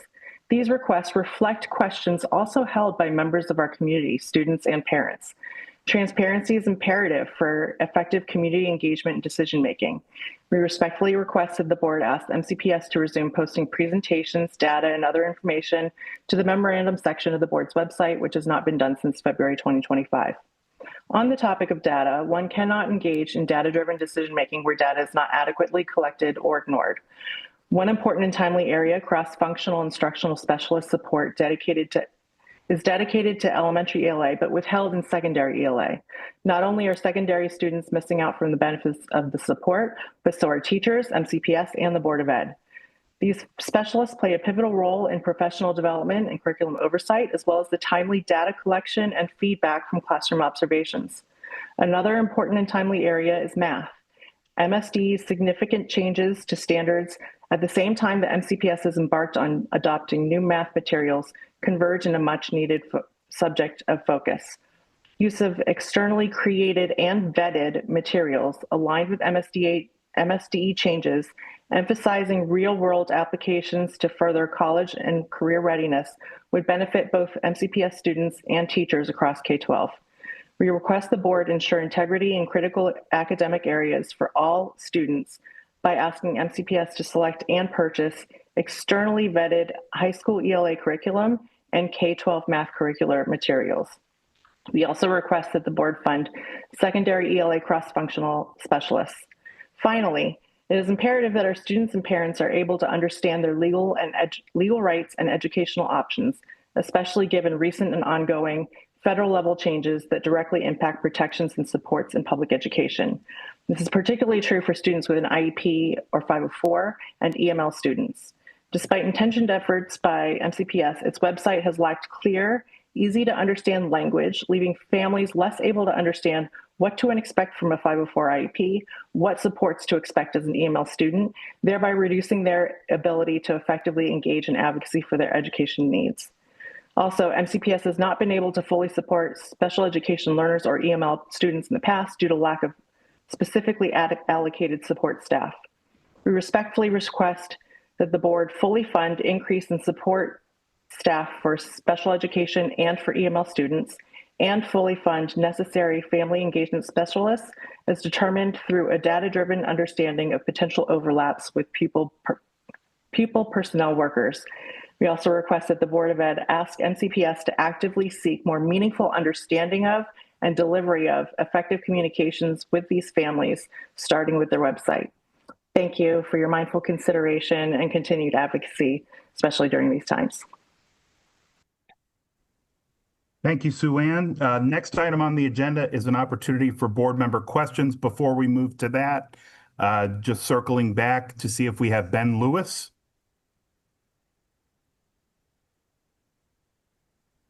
Seeing none, I will turn it back over to President Rivera-Oven. Thank you so much. Thank you to everyone who has testified. Colleagues, if you have any specific questions for staff follow-up at this time, please raise your virtual hand. Ms. Yang. Thank you, President Rivera-Oven. Staff, I'm trying to understand how we allocate building service staff. Is that by square footage, by enrollment number, by program offering, or all of the above? So if we can, if not now, have a follow-up to understand how we staff, that will be great. Just very quickly, we didn't get a chance to go into detail with this, but this is one of the elements that's in the staffing standards working document. We didn't go through that part yet. And it definitely is an area that we enhanced as part of a need to revisit that, because square footage alone doesn't take into consideration things like building condition and some other aspects that we are trying to work into a staffing standard. Yeah.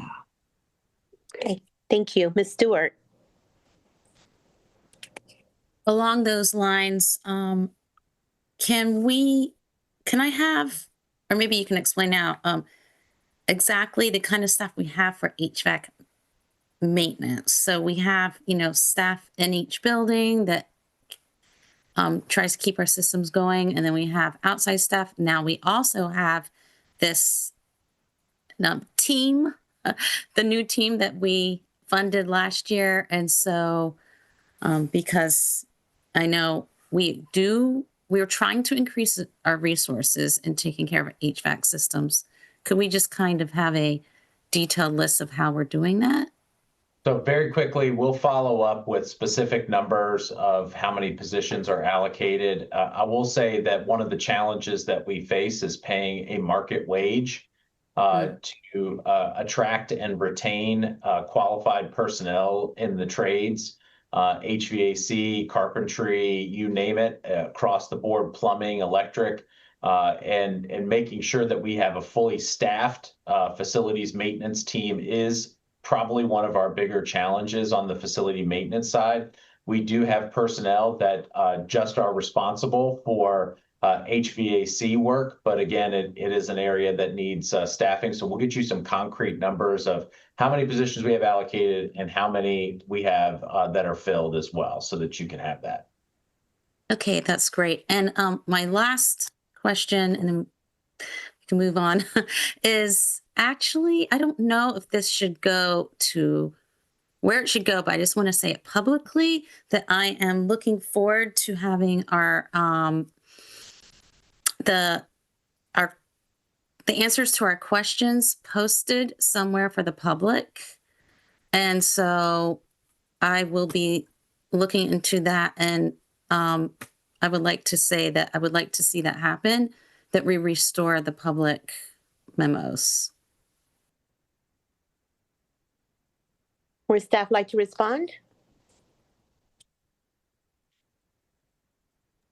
Yeah, we're still trying to track that down. We're not sure why it's not. So we're trying to track that down. So this issue had come up.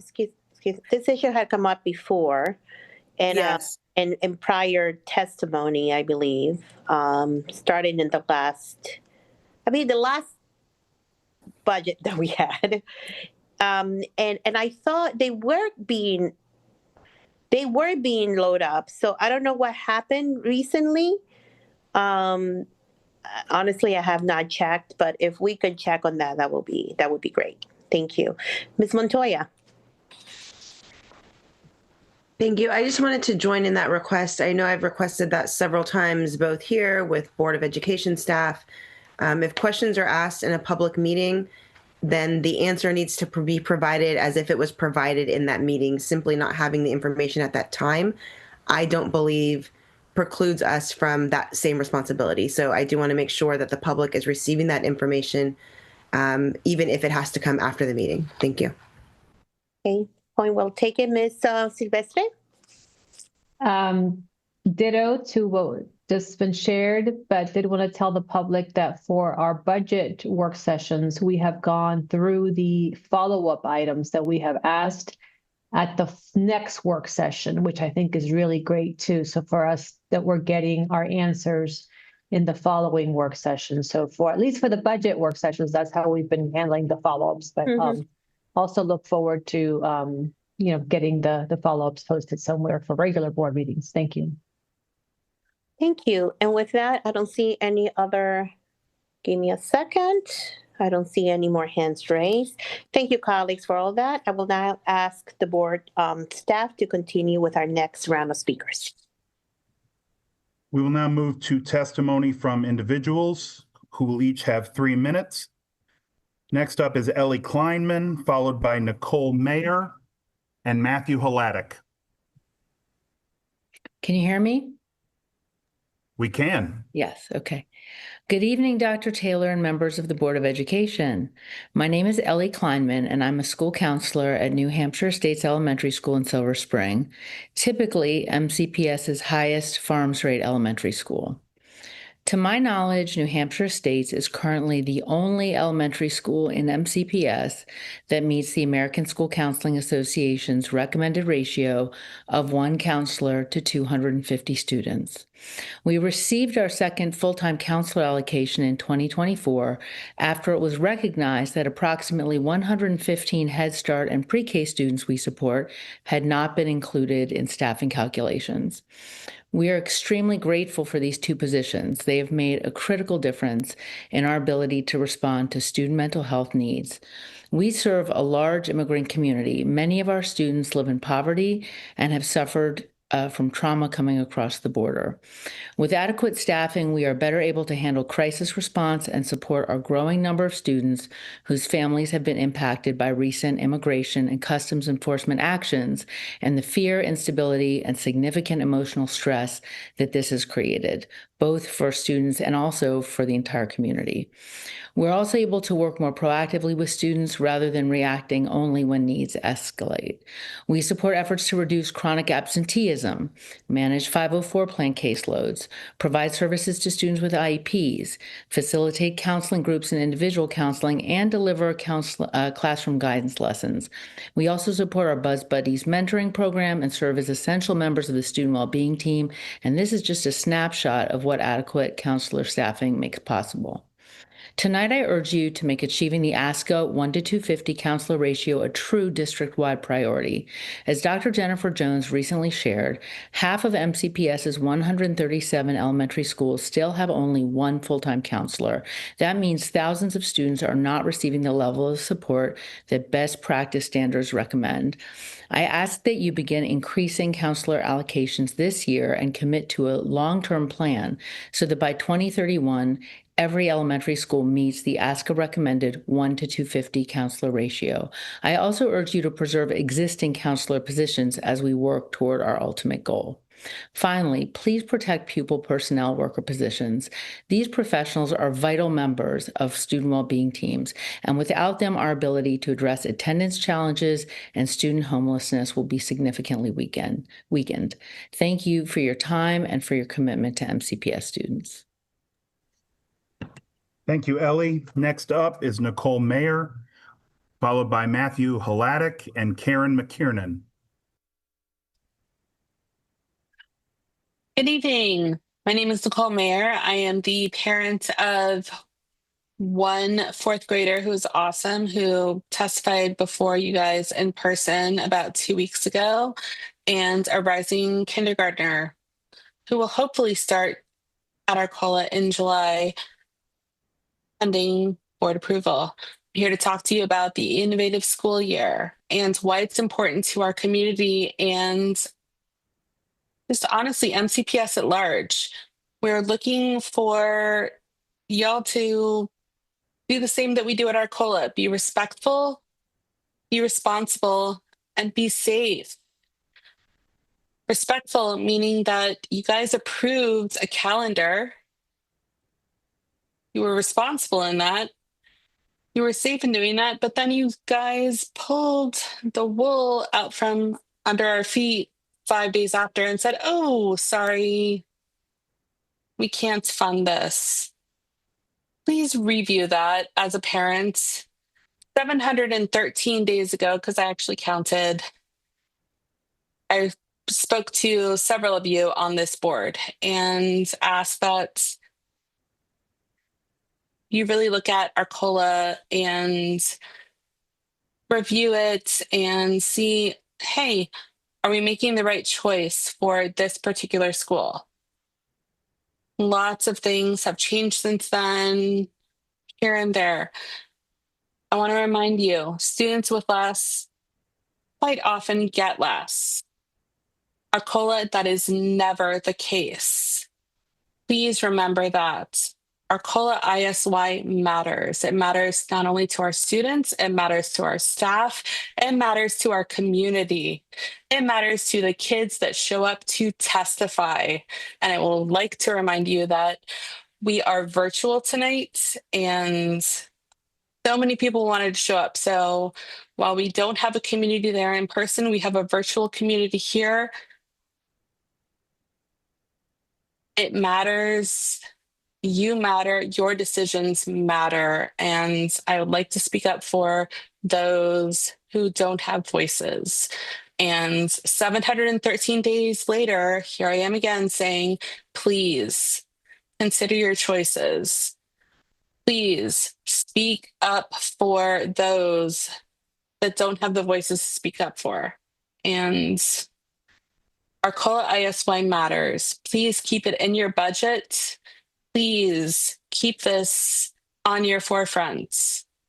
And I will yield my time. And thank you so much. Thank you, Nicole. Next up is Matthew Hladek, followed by Karen McKiernan and Cassie Cardona. Okay. Hello, my name is Matthew Hladek. I'm a proud teacher at Arcola. While I wanted to come to talk to you about how important ISY is to our community, I cannot, as I feel I need to address how the program is being cut from the budget based on misleading information. This is concerning. For years, MCPS and Arcola have tracked data to determine the success of the program. Not once have they given a criteria that shows the effectiveness of the program, nor has it proven that it's not working. Now, at the last hour, after the calendar was approved, MCPS seems to have found that formula. At your working session, it was said that Arcola schools were one of the lowest performing schools within the within the Kennedy cluster. This paints an unfair picture as MCPS should really be comparing schools similar to ours, as in comparing schools with similar performance. When doing so, our COLA scored higher than 10 of the 14 schools in math and 11 of the 14 schools in ELA as seen on the slides. Chronically absenteeism was also a factor discussed. I would like for you to keep in mind to be on this list, you can only miss 2 days. It was claimed that 56% of students were chronically absent using 542 students as a base number for enrollment. I am not sure where that number came from and is very subjective as the number of students constantly fluctuates. We found that on July 7th, there were 588 students enrolled, and by the 10th, that number rose to 628. By the 17th, it was 647. Thus, using that number to show the amount of students not present is very misleading. We found that 36% of students were currently absent in July, as seen on the slide. Now, is that number great? No, but it's very similar to our current numbers. The majority of families under COLA endure some type of need, like homelessness, transportation needs, and now deportation threats, which affects attendance. In fact, our school was targeted by County Council as being highly impactful by raids this year. Now more than ever, we should be supportive of this community, not tearing it apart. Schools provide more in academic instruction. They offer stability, safety, and connection. Research shows immigration-related stress directly affects attendance, engagement, and emotional well-being.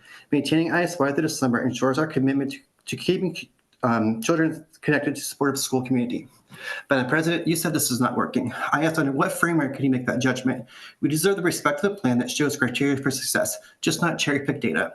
We deserve the respect of a notice so the most vulnerable members of our community and staff can make a plan so it's not financially burdensome. Dr. Taylor, you came to our school last year in full support of ISY. You told us to stop focusing on whether the program is going to end and focus on the program itself. So that's what we did. You sent us an email to this community saying we should have a meeting in early January. As of today, no meeting has been set to communicate robust summer learning opportunities for all grades or how MCPS plans to offer us all jobs. In September 2024, support was raised by Ms. Montoya, Ms. Stewart, and Ms. Zimmerman during last year's school board candidate forum. Ms. Zimmerman, you were in my shoes last year, and you know the difference between ELO and regular school day. In times like these, we need to be able to trust our leaders to do what is best for the most vulnerable children. Our trust is with you. Thank you. Thank you, Matthew. Next up, Karen McKiernan, followed by Cassie Cardona and Courtney Fryman. Good evening. A lighthouse is a structure containing a beacon of light to guide ships at sea. It doesn't calm the storm. It doesn't stop the waves. Its light simply stays on. It's steady, predictable, visible, so people can find their way safely through rough water. For our students, school is that lighthouse. The data you reviewed tells us attendance is unstable. Families move, and the progress is fragile. But those realities aren't caused by a calendar. They are the storm. Housing insecurity, food, family mobility, fear, language barriers, trauma. They don't pause in the summer. They intensify. Ending ISY doesn't fix the storm. It turns the light off, resulting in ships crashing in the dark. We've heard that test scores haven't risen as hoped. But in a community facing this level of instability, the more honest question is not why scores aren't higher. It's how much lower they might be without consistency.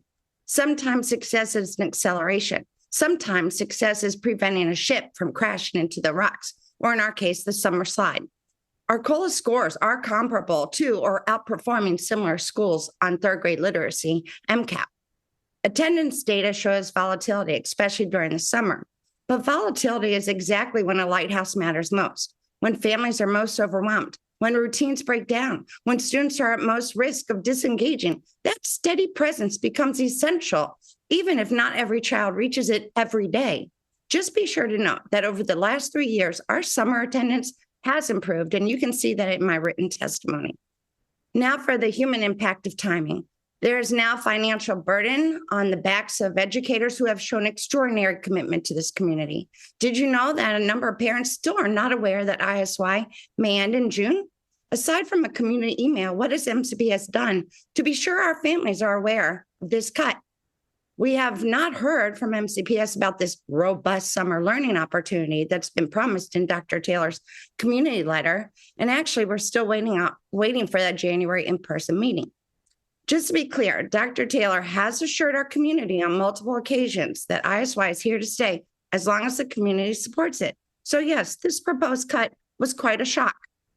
If the board believes that this change is necessary, then I ask you to do it responsibly. Let the lighthouse stay on for one more year. Give both families and staff time to prepare. Allow cross-functional supports to fully take hold. Collect clear data. Make a decision rooted in care, not urgency. This isn't about preserving a program at all costs. It's about not extinguishing a source of stability for children navigating very real storms and not doing harm in the name of efficiency. You keep saying there's no return on investment. I believe our students are worth the investment. At Arcola, we provide hope to every student that walks in that door. It's not always about the test scores. Please don't turn the light off. Thank you, Karen. Next up is Cassie Cardona, followed by Courtney Fryman and Jennifer Beck. Good evening, everyone. I'm sure you've seen the critically acclaimed HBO Max show, The Pit. What makes its portrayal of an emergency department in Pittsburgh so powerful is its fidelity to both the mundane and the extraordinary of what healthcare providers do. It is also known for its courageous examination of the U.S. healthcare system and how its challenges, including corporatization and cost-cutting measures that reduce quality of care, take a tremendous toll on society's most vulnerable people and its most essential workers. The pupil personnel workers of MCPS have a lot in common with these healthcare workers. We are the staff members called in when emergency, specialized, intensive, painstaking, and expert care must be provided. We're rushing from one place to the next to quickly assess strengths, needs, mitigating and exacerbating factors. Then we implement a plan of action. We know when to call in the educational equivalent of the orthopedic surgeon, OBGYN, hospital social worker, or security guard. We've done this on every ordinary day and after 9/11, Hurricane Katrina, during COVID lockdowns, the financial crisis of 2008, the opioid crisis, the DC sniper attacks, and now as our families are terrorized by ICE activity in the DMV and across the nation. We listen, we ask questions, and we triage with precision. We have memorized the intricate map of pathways to care and adapt to its many changes over time. A young adult without insurance who's been shot, a child getting assessed for autism for the first time at 16 years old, an unaccompanied homeless student renting a space in a living room without access to the home's kitchen, a medically fragile child who's experiencing neglect of their nutrition, hygiene, and medical needs. PPWs know the way forward. Dana Evans, the charge nurse at the Pit with more than 30 years on the job, was asked, "How do you do it?" She answered, "I like taking care of everyone, especially the ones who fall through the cracks. They got nowhere else to go." We know how powerful it is to be truly seen and understood as we seek to see and understand the children and families of Montgomery County every day. We ask that you take care of us as we take care of others. We are humbly grateful to the Board of Education for requesting the return of the eliminated PPW positions to the budget. We wish that such a drastic and devastating action had never been on the table. We fear, especially after today's work session. Thank you, Cassie. Next up is Courtney Fryman, followed by Jennifer Beck and Shaylin Alvarenga. Hi, thank you for hearing from me today. My name is Dr. Courtney Freeman, and my two boys attend Fields Road Elementary School. I've been reviewing the boundary materials through the lens of a parent of two kids with IEPs.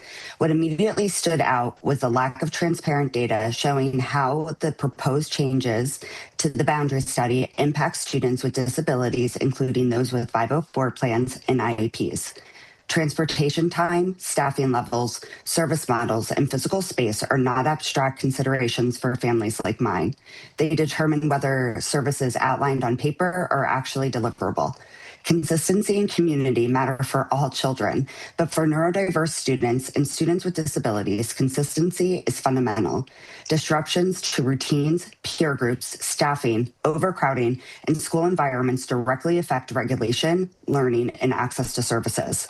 That makes careful planning and transparent analysis essential when boundary changes are proposed, whether schools are permanent placements or used as holding schools.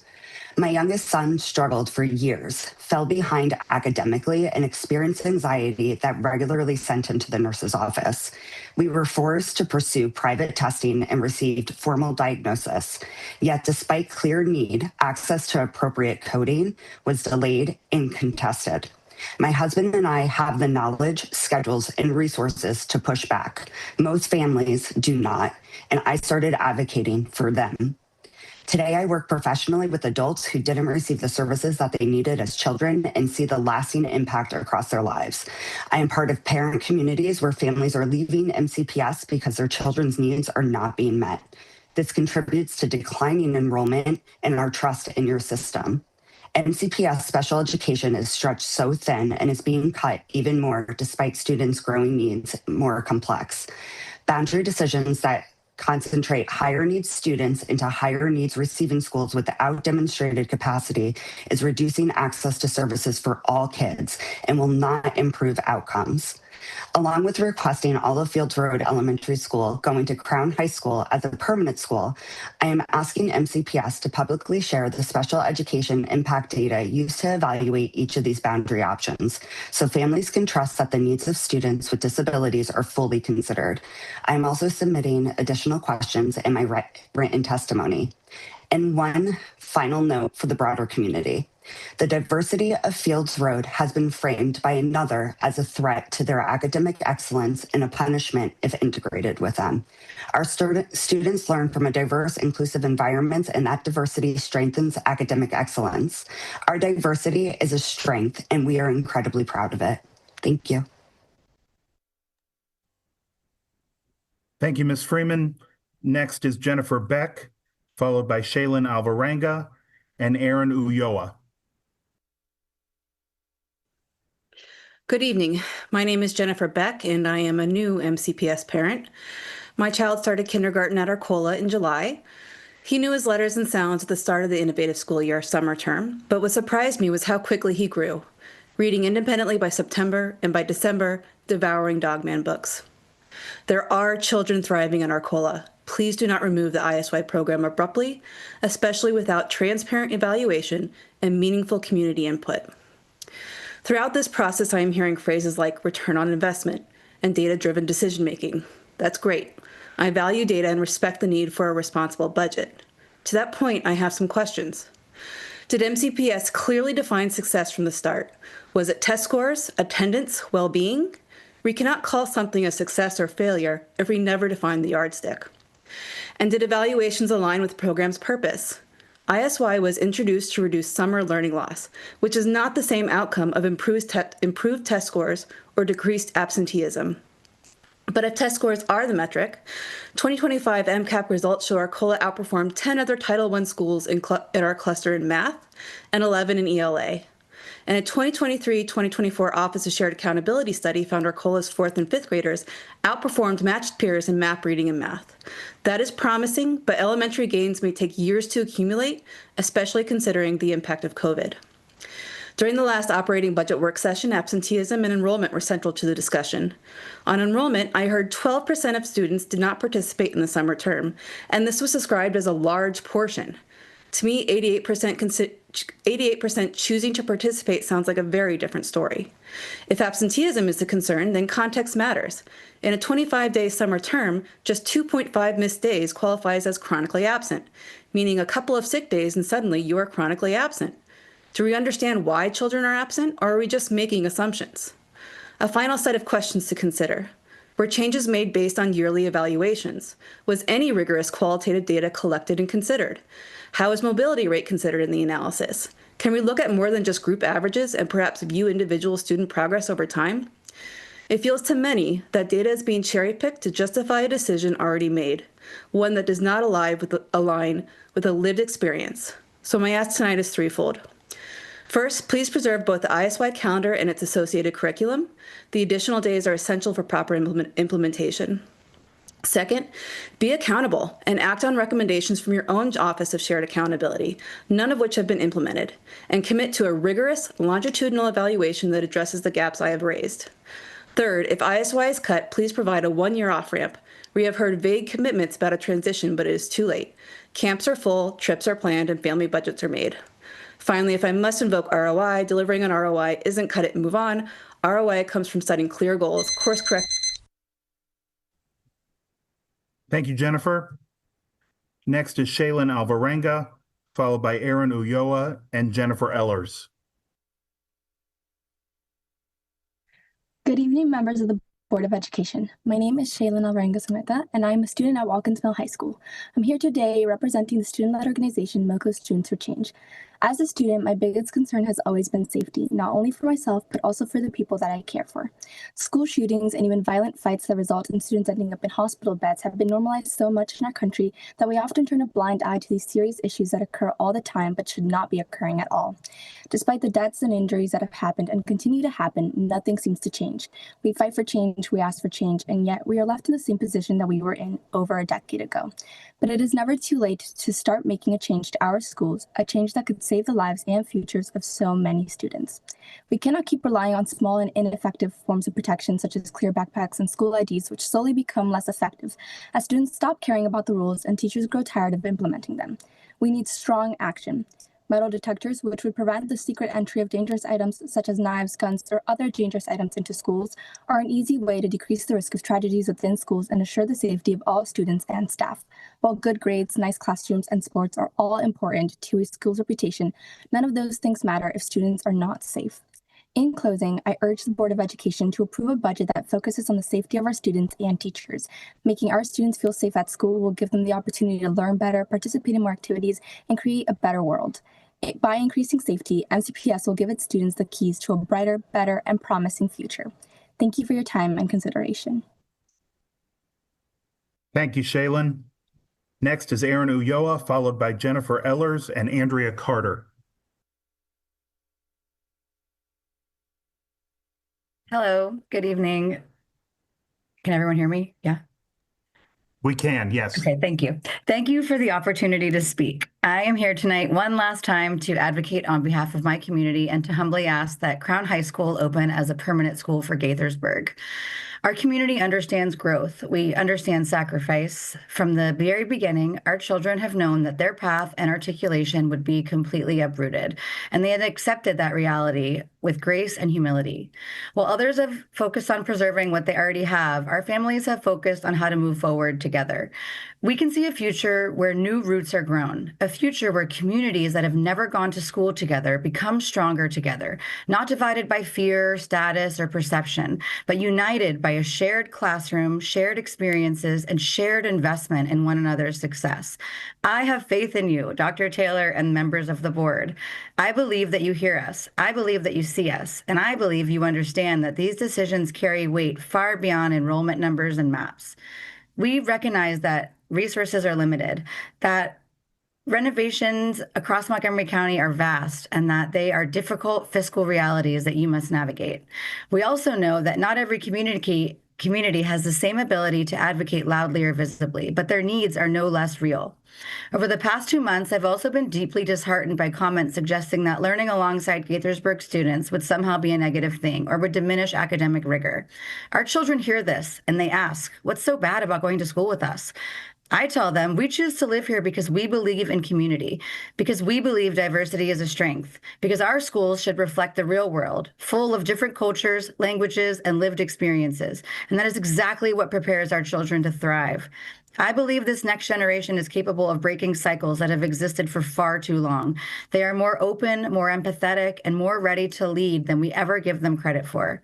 What an important lesson it is to teach our children, to embrace change, to trust the process, and to understand that in the real world, making the most noise doesn't always mean that you get your way.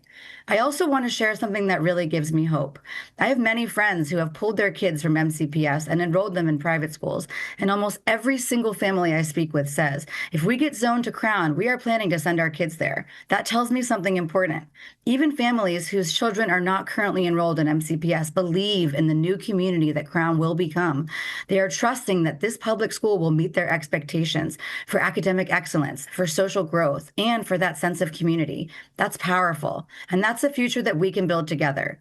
Gaithersburg is not a problem to be avoided. Gaithersburg is a community to be honored. So as you make these decisions, I ask that you see the children behind the data. Please protect their sense of belonging, their mental health, and their ability to succeed. Do not ask them to start over again. Anchor them, connect them, and show them through your decisions that they matter. Thank you for your time, your commitment to our students, and your care. Thank you, Erin. Next is Jennifer Ellers, followed by Andrea Carter and Teresa Palacios Hernandez. Good evening, board members and Dr. Taylor. My name is Jennifer Ellers. I'm in my 26th year with MCPS, a Montgomery County resident and a parent of an MCPS high schooler and an MCPS graduate. I'm here to be very clear. Cutting PPWs will seriously harm our most vulnerable students and will put MCPS at risk of noncompliance. PPWs do critical work that happens almost entirely outside of the CFT, work that is legally required and time sensitive. We are an ethical compass in difficult situations, supporting and ensuring administrators and school teams comply with legal and best interest next steps. Our current data shows over 1,500 MCPS students lack stable housing, a 634% increase in family homelessness in the past 5 years. Each of those students requires legally mandated best interest decisions, transportation coordination, and connection to resources, amounting currently to over 4,500 contacts and activities. PPWs have made over 3,200 referrals themselves, not our cohort, for food, housing, healthcare, mental health services, childcare, and legal support. We are supporting more than 2,000 students in foster care, kinship care, and complex residency situations, each also requiring individualized and legally compliant service. PPWs have facilitated almost 1,100 alternative program referrals, many following serious disciplinary incidents. We guide our families through suspension and expulsion processes while working to keep students connected to education. We support students and parents who report being the victims of bullying or violence to make sure their needs and voices are heard. We have supported over 530 families so far this year with understanding home instruction, blended learning, and home and hospital teaching. We are currently reviewing semester 1 portfolios. Last year, we completed 3,674 COMAR mandated home instruction portfolio reviews, a 600 student increase in 1 year. PPWs are also on the front lines of attendance intervention, conducting nearly 2,400 home visits and managing over 14,000 attendance cases thus far. Furthermore, we've already completed just shy of 3,000 residency investigations in the first half of this year, ensuring appropriate funding for the overall school system and the distribution to schools. Furthermore, MCPS is able to recover tuition funds for those students found living out of county, which we believe is around $4 million if it were collected. As crisis response team members, we have addressed 900 emergencies, including several that occurred last week when everybody was off. We've attended 5,400 school meetings, IEPs, 504s, EMTs, manifestations, parent conferences, and mediations.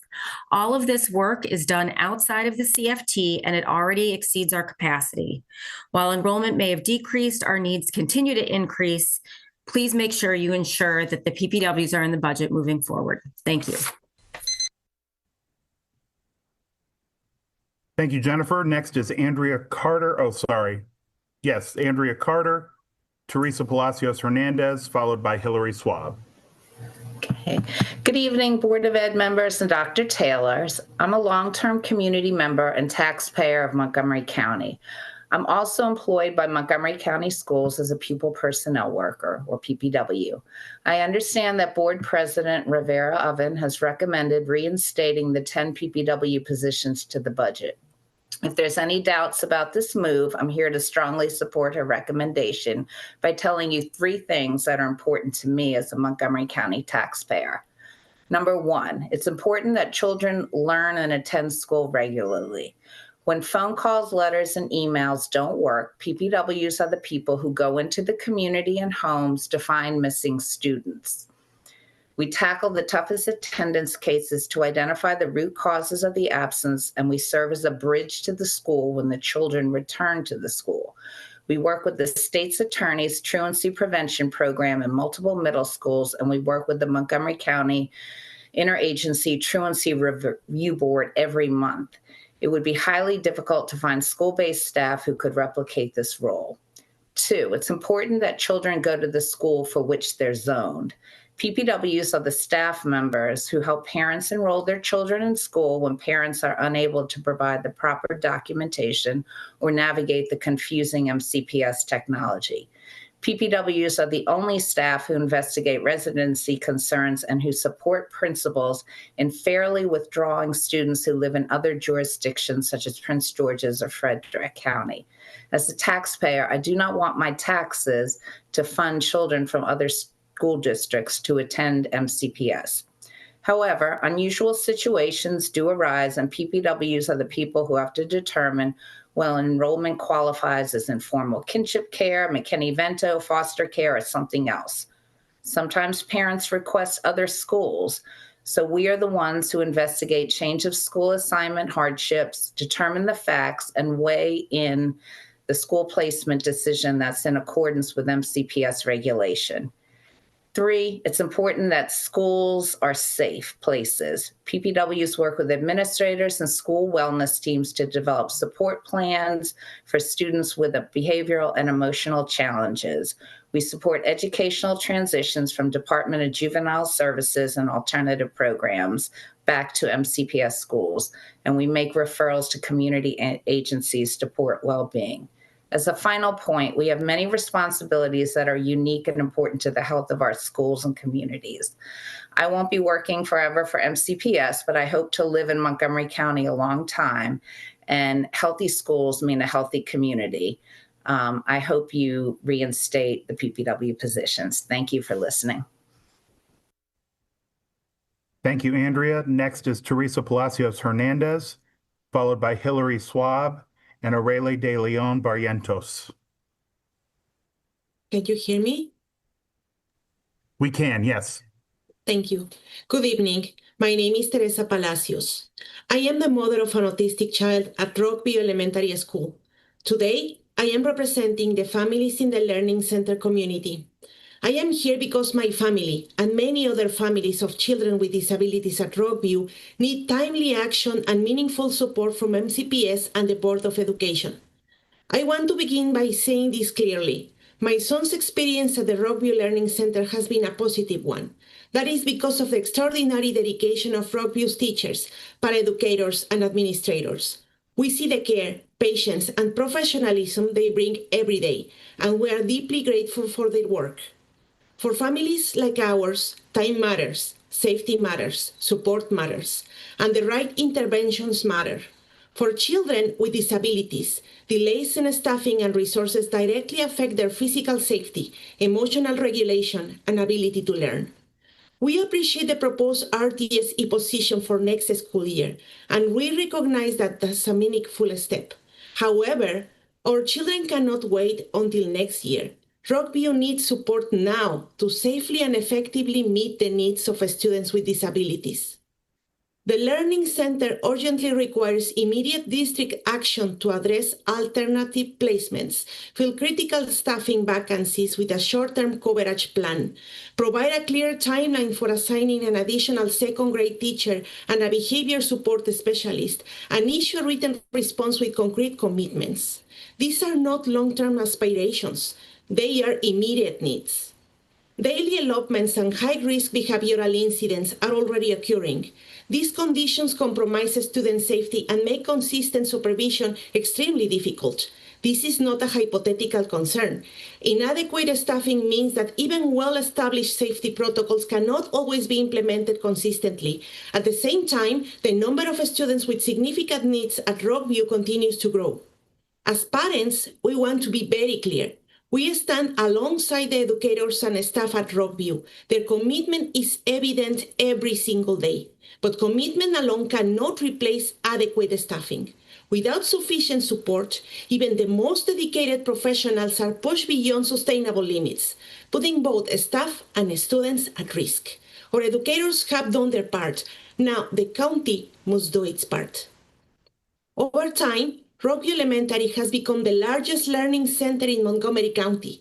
A learning center of this size requires proportional staffing, resources, and district-level support. Anything less places an unfair burden on staff and compromises student safety and equity.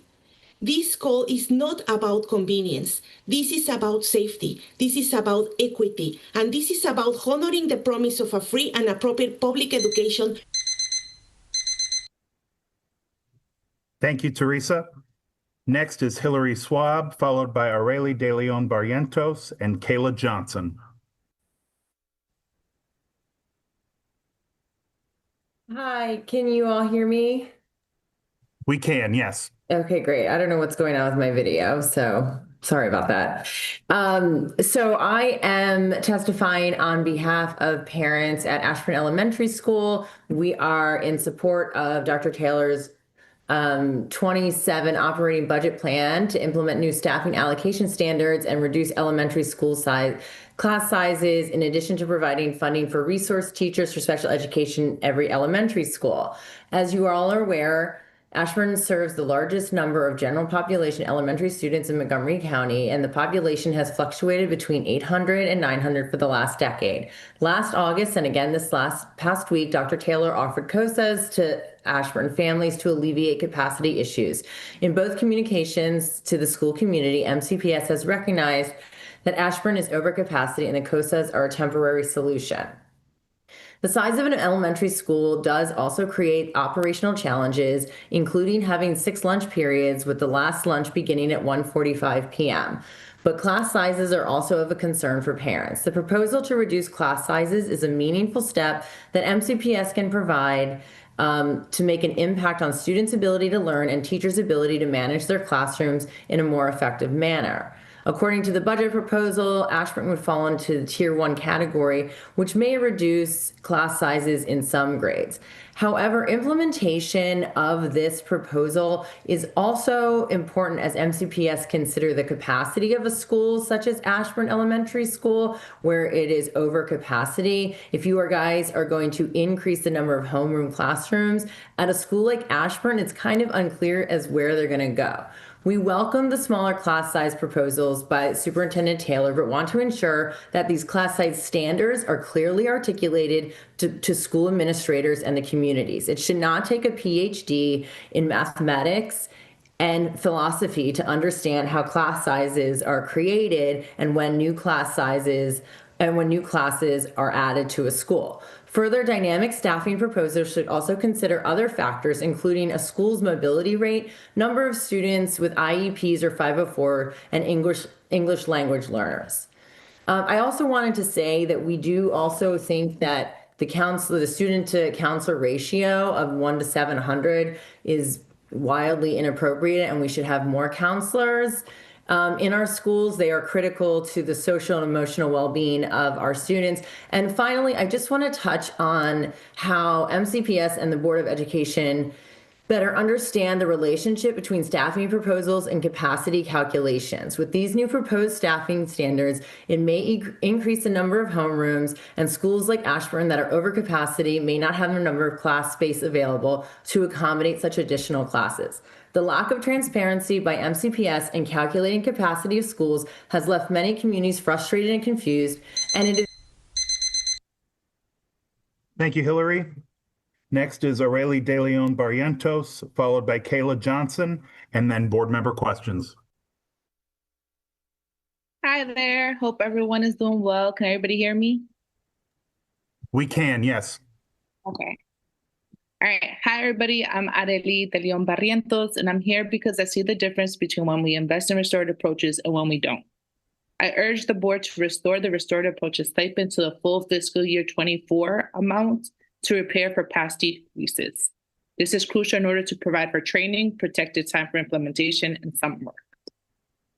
I'm a proud educator with over 12 years of experience teaching English and reading intervention, 4 in Massachusetts and 8 in Montgomery County. I have taught and supported over 1,000 students, and before I retire, I will teach thousands more. I carry with me the faces of students who felt included as well as those who did not. For 8 years, I worked at Argyle Middle School, where I witnessed the power of restorative approaches when they were fully supported by leaders like James Aldrich. Coaches like Renee King and Anita Lopez implemented restorative approaches in every space of the building. As a result, academic growth followed, conflicts were addressed proactively, and students felt supported. It was during this time that a student often labeled defiant and difficult, who had avoided standardized testing for years, came to perform above grade level. But the real growth was not a score, but how adults began to see the student. The student was no longer a problem, but a person with potential. This was not an accident. Today, I am a second-year restorative approaches coach at Watkins Mill High School with 5 classes and 2 preps. I have received no training on implementation, do not get summer hours to attend ILT, and earn less than the coaches before me. Our team at Watkins Mill works tirelessly to support students, increase attendance rate, and implement mandates with limited resources. I come before you to ask for funding so that we can implement restorative approaches with fidelity and sustainability, and not through burnout. Learning depends on safety and emotional well-being. It is a fact, yet only 3% of schools in MCPS are considered mature in restorative implementation, meaning 97% of our schools are being asked to meet state expectations without adequate resources. I am deeply concerned about what this means for my students and for students across the county. When students don't feel supported, our entire community is harmed. We see disengagement, more conflict, and a loss of instructional time. In reviewing the proposed fiscal 27 budget, I saw no commitment to restorative approaches. So I too welcome the follow-up memo that would share information that proves MCPS is committed to investing and making sure that there are restorative approaches at every school. Restorative approaches are not a luxury. It is not another trend. It is what our students deserve. Restore the stipend and invest. Thank you. Thank you, Aurelie. Next is Kayla Johnson, followed by board member questions. After board member questions, we will proceed with pre-recorded testimony. Good evening. My name is Kayla Johnson. I appreciate this opportunity, and I ask you to truly hear me because I am speaking to you with great urgency. This is my 12th year as a teacher of the deaf and hard of hearing at Lucy V. Barnsley Elementary. I'm one of 3, alongside a communication specialist, specialized paraeducators, and a team of sign language interpreters. We have sister teams with cued speech transliterators, as well as itinerant teachers of the deaf. We collectively serve 702 deaf and hard of hearing children, teaching in self-contained classrooms, supporting or co-teaching in general education, or traveling to students in their homes and home schools across the county. We often teach combined grade level classes and use the district mandated curricula that are not designed for and are often inappropriate for deaf children. Our jobs are rewarding but challenging, and each year the workload and needs increase while the consideration for our students decreases. We have been supported by the supervisor of hearing and vision services, an instructional specialist, a psychologist, audiologists, and the interpreting services coordinator.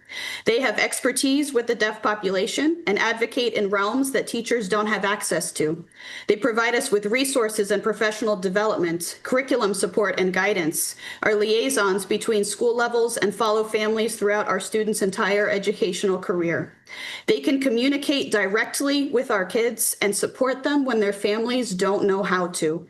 And most importantly, they understand our kids. With all due respect, if you are not in deaf education, you do not understand deaf education, yet you are making decisions that significantly impact those who are. Serving deaf children requires an understanding of deaf culture, sign language, cued speech, the very complex intersection between deafness, multiculturalism, and other disabilities, the language deprivation that results in many of our children not having a first language or fluency in any language, affecting their learning, cognition, every aspect of their life, the adverse childhood experiences that only they encounter. It requires an understanding that deaf education is special education, but it's not. That our students are English language learners, but not ELLs. Least restrictive environment is not a one-size-fits-all approach and looks very different for deaf children who have a unique learning profile that special educators and supervisors without expertise in deaf education simply cannot support. We are tasked with serving our deaf students, and we are being taken out at the knees by your budget proposals. Last year, you cut our instructional specialist, and we feel the impact. Now you propose cutting our supervisor and interpreting coordinator, as well as restructuring our psychologist, our only mental health professional who can communicate directly with deaf students. The consequences are predictable and highly concerning. Please don't cut them. Thank you. Thank you, Kayla. We are now back to board member questions. President Rivera-Oven. Thank you so much. Colleagues, at this time, if you have any specific questions for staff or follow-up at time, please raise your hand. Ms. Zimmerman. Thank you. I have some questions remaining around Innovative School Year. And I know we'd heard about the robust summer programs, and I was similarly curious about since if we choose to move forward with not funding ISY, there would be ELO available for those students. In theory, could 100% of the students sign up and attend ELO? Yes. Okay, wonderful. And as a Title I school, they would have some required summer programming as well as summer feeding opportunities and some other things as well that kind of come with that. But what they're referencing and that we do owe them some follow-up on is not just the academic portion for students and closing some of the gap, but also some of the employment opportunities for some of the staff as well. So they're right, we do owe them some information. Okay. I have another related question that it's also been brought up that ISY could continue if that's what the community would like. And I know that we've heard some data surrounding that tells us maybe the community isn't interested in that, right? We've heard that there's difficulty with siblings that are on a traditional calendar and an ISY calendar in the same household. An above average number of COSAs. We've also heard the 12%, over 12% of total enrolled students enrolling after summer term. I wonder if there's other like community engagement or surveys or other ways that we've engaged with our Kohler community around this. Yeah, so we're happy to follow up on that as well. You know, it's mixed, and there's one comment that I think really resonated with me listening to this is, you know, we didn't really have clear goals that were established on the front end with the ISY program when it was initiated in two schools. And, you know, there is some need for that when we launch a program, we need to be crystal clear about what the expectations are up front, what the trigger points are. The ISY program has been evaluated a couple of times, and following up on those evaluation metrics, that's where a lot of the genesis of this recommendation comes from. I'm a huge fan of year-round school models. I've seen them be successful in a number of places. My recommendation is tied to not really seeing that success translate here. Doesn't mean that the idea is terrible or that even Arcola can't find some success with this in the future and that we can't figure out something moving forward. But I think they're raising some important questions, and we certainly owe them some answers to those questions. But yes, we do need to follow up with some different engagement to get a better response in terms of like what their interests are and what they like about certain things and what they don't like about certain things to create programs that better cater to their community need. And candidly, it's on us as a governing organization and on the board to say this is the threshold for saying you endorse something or not endorse something, and that would be helpful too in that process. Great. Thank you. I look forward to the follow-ups. Ms. Stewart. I had some of the same concerns Natalie had, so I will move on from that. I'll associate myself with her concerns. I wanted to thank we had a student, I believe, from Watkins Mill that came to testify about safety, and I know That is definitely a concern for a lot of our students. So I look forward to having those discussions about ways with our student population on how to increase safety in our schools. And I think that coincides with some of our your asks for additional safety, additional security, although I think that was aimed at elementary school. Can you talk about high school allocations? Absolutely. As part of the staffing standards presentation, we didn't get into a lot of the support positions, but there were staffing standards for security personnel at all 3 levels that need enhancement. Where we are the lightest is elementary school, and this was a multiple year phased in approach. So we fully expect and would want to tackle more security support at the middle school and high school level in years to come, but know that where we have nothing, we need to fill that hole first before we add to teams that we already have. And so we would encourage and recommend people to take a look at some of the documents that the board reviewed today, because we think that this is a big area in need of improvement, not just a small area. I might have additional question, but I'll go on to our colleagues. Ms. Silvestre? Yes, Dr. Taylor, the testimony about staffing guidelines mentioned schools that are already over capacity and wouldn't have room for an additional classroom should the class size numbers get really big. And I think one thing you mentioned today, if I heard you correctly, was that in some instances, it would be about putting additional people into the classroom to reduce the ratios that way. Did I understand that correctly? You did, and that was great testimony for a lot of different reasons, because we were really trying to capture a couple of thoughts in particular about how the influence of a large influx of EML students or students with disabilities or even mobility might influence staffing standards, not just the physical capacity in the building.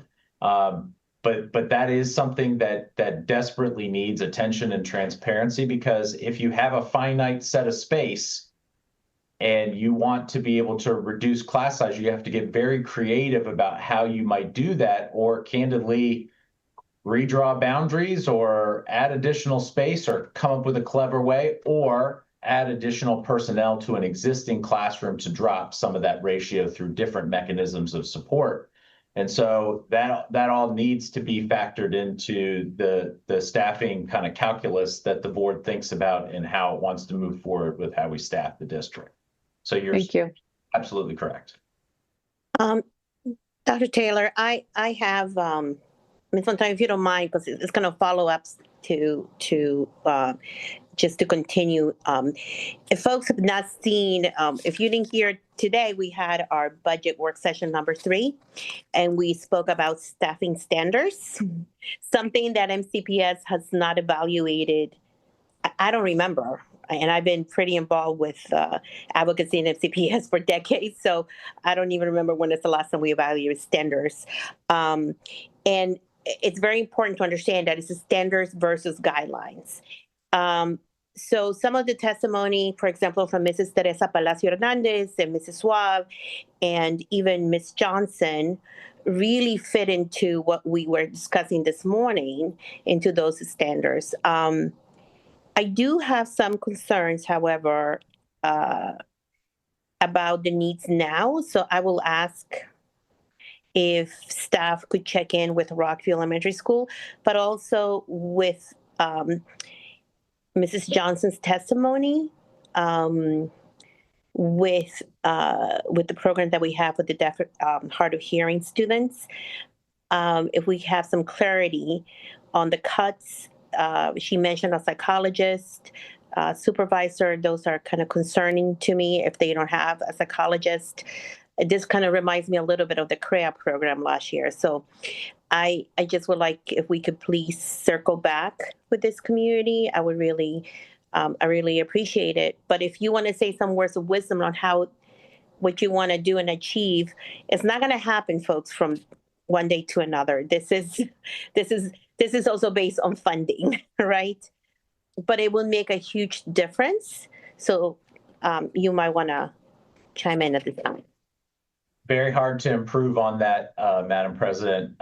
This is a multi-year approach. We will not be able to fix everything in 1 year. This is expensive to make rebalancing of workloads and class sizes and staffing loads a reality. It will take multiple years and over multiple phases for us to get the headway that we want to see. So thank you for flagging those. We will absolutely follow up and validate all of that information and report back to them.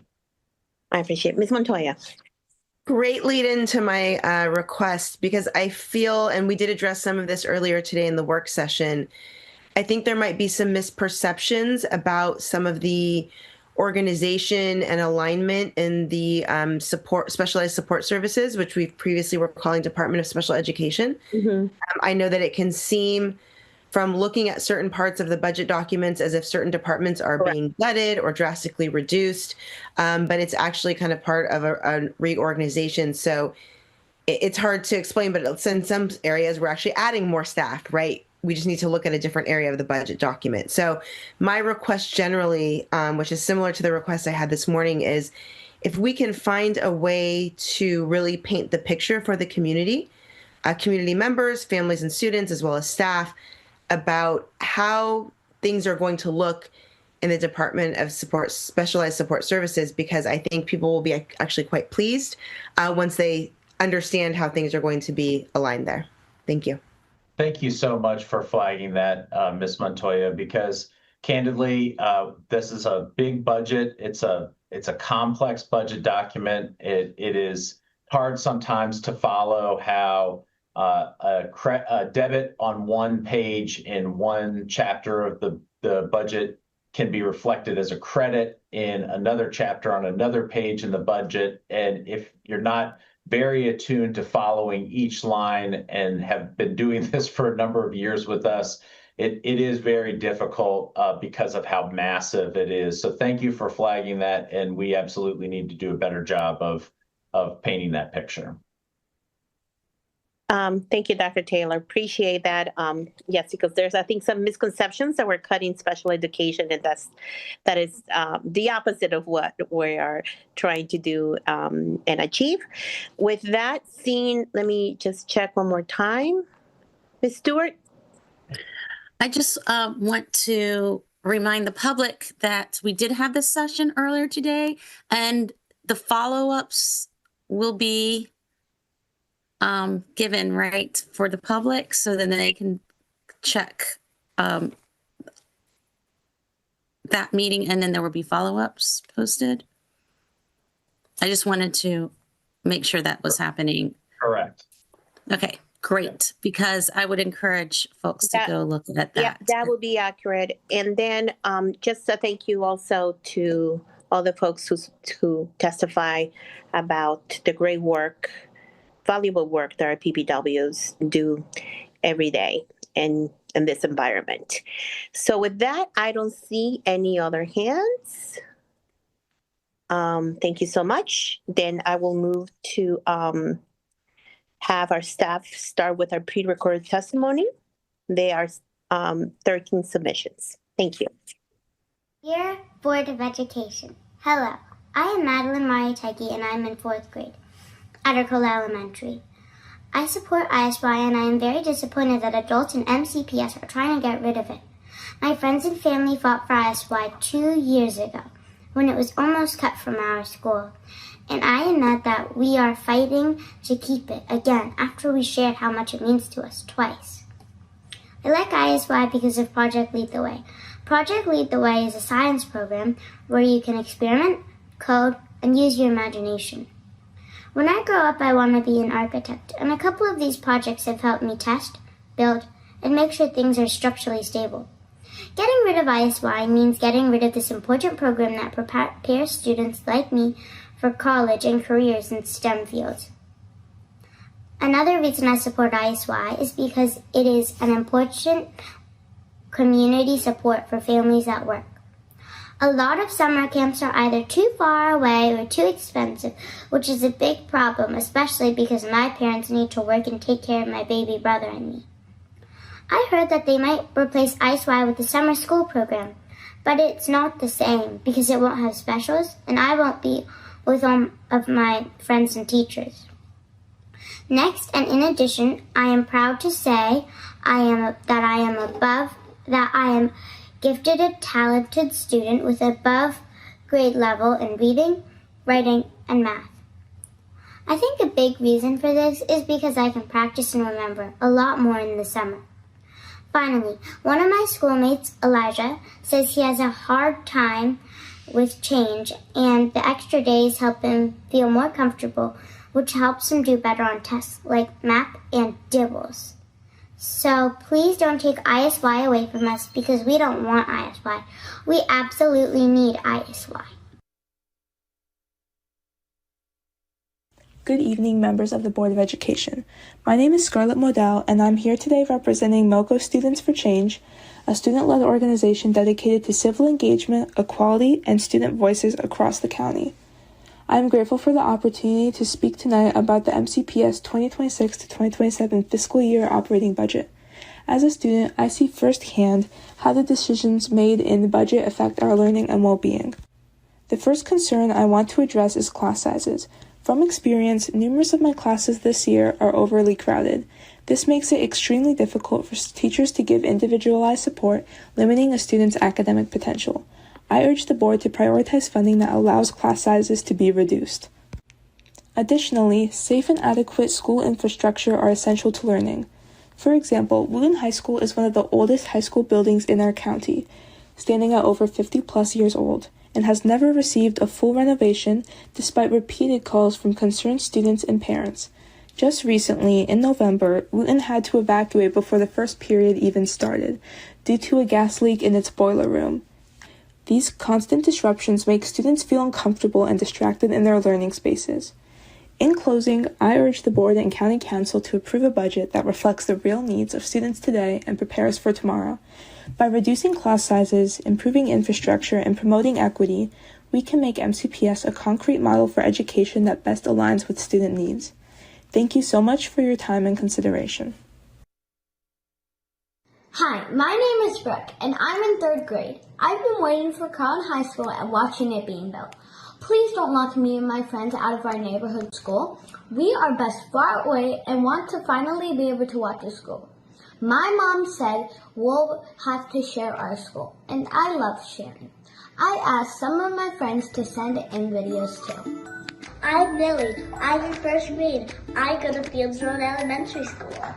I go to Rosemont Elementary. My name is Miles Griffith, and I'm a 4th grader at Fields Road Elementary School. I go to Fields Road Elementary School. I am 8 years old, and I am in 3rd grade. I'm in 5th grade, and I go to Fields Elementary School. My name is Kobe Hand, and I am a 5th grader at Fields Road Elementary School. I go to Fields Road Elementary School. I'm a 5th grader at Fields Road Elementary School. I go to elementary school. When I grow up, I want to be an engineer. When I grow up, I want to be a rapper. I want to become an engineer and explore the biotechnology field. When I grow up, I want to be a naturalist. I want to be a cartoonist. I want to be an artist. An artist? I want to be an artist when I grow up. I want to be an artist. I want to be an engineer. I want to work in biotech and robotics. Education is very important to me because I want to go to MIT someday and study engineering. I love Gaithersburg because all my friends live here. What I love about Gaithersburg is the stores. I love that Gaithersburg has so many activities. I love how it's quiet and peaceful. As a Black American with Jamaican heritage, it makes me happy that my school has kids from all over the world. One of the best things about Gaithersburg is all the people here are really nice and really smart. Because I'll have the opportunity to learn a lot of things. At Crown, I want to learn more about animals and animal biology on that trail. This school was built in our community, and we have been looking forward to growing and going there together. Artist room. I'm looking forward to making lots of friends. I'm looking forward to an art studio. The new Crown High School would attract great teachers, and teachers are what makes a school special. I know that because I've had amazing teachers at Fieldsville Elementary School. Being with kids from my own community. Board members, thank you for everything. If you let us go to Crown High School, we promise to make it the jewel of MCPS.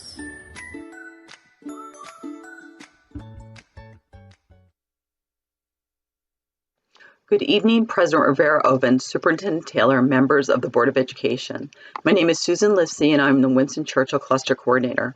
Thank you for this opportunity to testify regarding the recommended FY27 operating budget and highlight the priority needs of our cluster. Special education.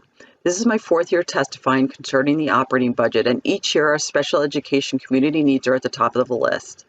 Our cluster is home to several discrete special education programs.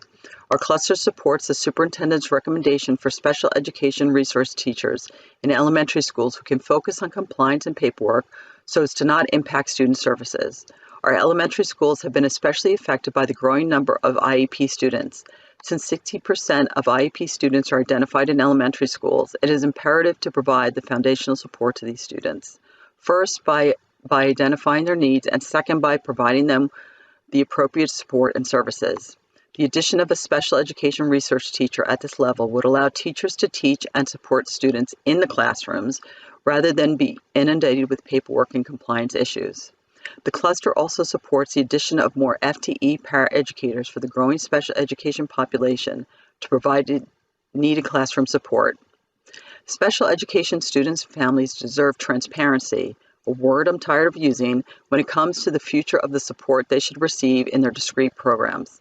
Under the special education supervisory restructure, the superintendent will add 2 director-level positions in special education and reduce 11 supervisors to 4 supervisors. Currently, special education programs and services in our cluster, like autism, transition, and SLPs, each have their own discrete supervisor, many who have institutional knowledge, advanced specialized degrees, licenses, and who provide clinical regulated services. Under the restructure, these types of programs and services will be grouped together and supervised by directors. MCPS has not revealed any information regarding how schools or educators will access specialized support or who will assume the workload from all of the eliminated positions, who will be qualified and responsible for answering complex special education questions and being compliant with the law. Under the special education restructure, there is a real concern the impact will directly affect IEP implementation, compliance, literacy, behavior, mental health, access to instruction and services, and student safety. Students could experience missed IEP services, delayed evaluations, inconsistent therapies, breakdown in service, and the loss of continuity of care. MCPS needs to be very mindful when reducing special education staff in these programs and services. Security. Our cluster supports the allocation of a security assistant in every elementary school, and we thank Superintendent Taylor for including this in his recommendations. However, we request the security assistants be placed in all elementary schools for the 26-27 school year. Security, which has been a priority for our community and the superintendent, cannot wait. Asking an elementary school to wait until the 29-30 school year to have this frontline safety measure does not support student safety and a secure learning environment.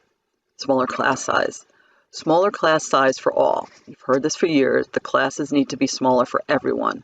Smaller class sizes promote better academic outcomes, especially in differentiated instructional environments. PPWs and family engagement specialists. Thank you to the superintendent for stating during the January 15 meeting that he would restore the eliminated family engagement specialists and 10 PPW positions in the next version of the operating budget. The family engagement specialists and PPWs provide critical roles in advocating and supporting our students and families. The PPWs already have an overload of cases. Eliminating 10 positions would only make it worse.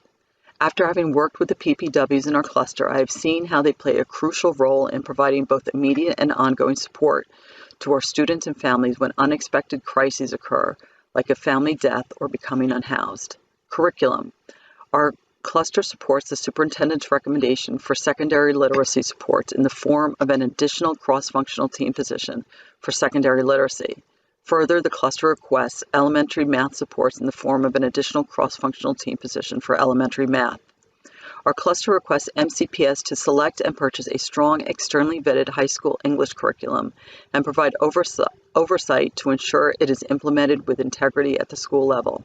Additionally, we request MCPS purchase strong, externally vetted, expert-created K-12 math curriculum materials for SY 26-27.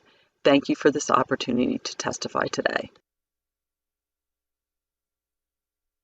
Good evening. My name is Joanna Waisner, and I am a Damascus Cluster Coordinator along with Danny Ibarra and Aditi Shah. While we have been deeply engaged in advocating for the CIP budget, including keeping the Damascus High School major capital project on track, evaluating the boundary study and 700 student expansion, ensuring the regional program model aligns with student needs while preserving our local programs like automotive and restaurant management, and understanding the future of artificial turf versus natural grass fields, we have also taken time to review the proposed operating budget and would like to share several concerns for your consideration. We recognize that student enrollment is projected to decline across the county, primarily in mid to down county, forcing MCPS to make difficult staffing decisions. However, the up-county region continues to grow, and future development and housing plans are plentiful, which is why Damascus High School rebuild and expansion is so critical to our area. Therefore, we were confused to learn that the Pupil Personnel Worker, or PPW, a position assigned to 5 Damascus cluster schools, is set to be cut. Amy Elsa, our PPW, is a genuinely caring person. Her role is hard, and PTA leaders and principals speak very highly of her. Over the past 5 years, Amy has developed strong relationships with our Damascus families and schools. She helps students who are facing homelessness, arranges transportation for our kids facing difficult life barriers, such as court cases or mental health struggles. With the proposed cuts, the PPW headcount reverts to the same staffing levels as 20 years ago, when MCPS had 17,000 fewer students. We are concerned about this shift for multiple reasons. 1. With the imminent plans to expand Damascus boundaries, adding 700 students to our cluster, how does this position reduction for our area make sense? How do you foresee fewer staff members handling the increase in workload? And with less PPW staff pulled in more directions, how will MCPS ensure that Damascus families' needs will be addressed in a timely manner? We are asking you to evaluate the real impact of these changes for Damascus. That means you must speak with staff and families to understand the real-life implications on the community. Danny, would you agree? Thanks, Joanna. And yes, I do. Any staffing decision MCPS makes should take into account the direct impact it will have on our students. By not doing so, MCPS will fall back into past patterns, a worry our elected officials have shared with us. During our advocacy outreach over the last several months with county elected officials, we've asked them how they feel about MCPS budget recommendations and funding increases Dr. Taylor has proposed. While all the county council members have agreed that we have several needs at our schools, one resounding theme is a hesitancy to commit to raising the debt ceiling because they feel MCPS has mismanaged funds in the past. They need more transparency and details to have trust in how MCPS will use the funds. As the County Council enters budget approval season, concerns remain about MCPS transparency and clarity on how schools' funds are spent. This puts much-needed projects, particularly the rebuild of Damascus High School, for the up-county region at jeopardy again. We, the cluster coordinators, feel that transparency has improved under Dr. Taylor's leadership, and we hope to continue to see even more partnership and trust built with the County Council as time goes on.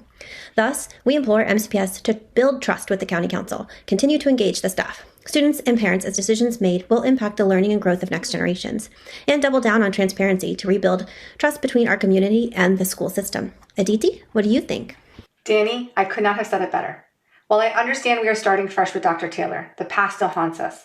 The uncertainty created by budget proposals, position reallocations, and boundary changes cause significant stress for teachers and families.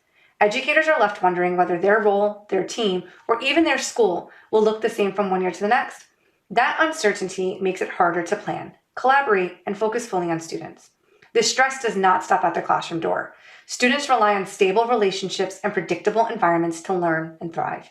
When teachers are anxious about staffing, reassignment, or program changes, students feel that disruption, particularly our most vulnerable learners who depend on consistency the most.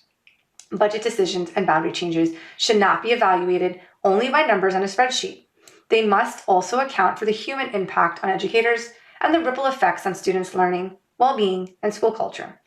We urge the board to make decisions that minimize disruption, provide clear and timely communication, and treat educator stability as a foundational element of student success. Because consistency is not optional in education, it is essential.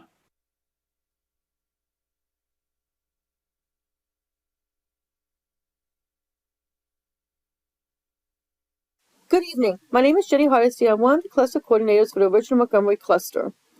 We support Superintendent Taylor's overall approach to lower class sizes in schools. However, the current proposal to use farms rate to determine class size may help some schools, but at the expense of other schools. The proposal has an increase in class size in schools with higher farms rates, although the students in those schools benefit from smaller class size. We ask that MCPS lower class sizes for non-focus and non-Title I schools, but not increase the class size for focus and Title I schools, or provide additional paraeducators to those schools so that they can get the support that they need. We do have a question of which farms rate will determine the class size. The farms rate is different depending on the source. For example, Twin Brook's farms rate is 45.1% according to the Title I rank order chart found on MCPS's website that is used to determine Title I status, and 57.1% according to the fiscal year 2027 CIP, and the Ever Farms rate is 88.5%. So depending on which rate is used, Twin Brook would be Tier 2 and a class size increase of 2 students, or Tier 3 and an increase of 1 student. Even among Title I schools, the class sizes could vary depending on what the farms rate is for that school. Also, the farms rate is not 100% accurate because many families may not fill out the form. If farms rate is going to be used to determine class size, then Ever Farms rate should be used because this is more accurate indication of farms. Regarding staff allocation, we urge MCPS to keep staff allocation as determined in March and not reduce it for middle and high school. Reduce it for middle and high schools level, because student schedules and hiring for the following year are largely completed by the end of the school year in June. To give staffing in March and then take away in June after schools have hired staff and created student schedules creates huge disruptions to schedules and for teachers who have already been offered positions. For elementary schools, MCPS also needs to take into consideration the staffing needs in transient communities with the expectation that new students will move into the district and matriculate to the schools in August. So reduction in staffing should wait until midsummer when MCPS has a stronger understanding of what total enrollment will look like. Also, staff allocation should be based on more than enrollment numbers, but should factor in farms, EML students, and special education students. These students need more support. We support staffing each elementary school with a resource teacher special education. Elementary schools need this position so that the RITC can help co-plan with teachers to strengthen instruction, to provide behavioral support to individual students, and to attend IEP meetings so that principals are not pulled from their duties to attend those meetings. We are concerned about the proposal to reduce the number of counselors in elementary schools. The current allocation of additional counselors for larger schools and focus in Title I schools help to serve those schools with the greatest need. Increasing the counselor ratio to 1 to 700 will directly and negatively impact our students, especially in schools with higher farms and EML students. Schools like Twin Brook, College Gardens, and Bayard Rustin with higher farms and EML students need 2 counselors to adequately meet student needs.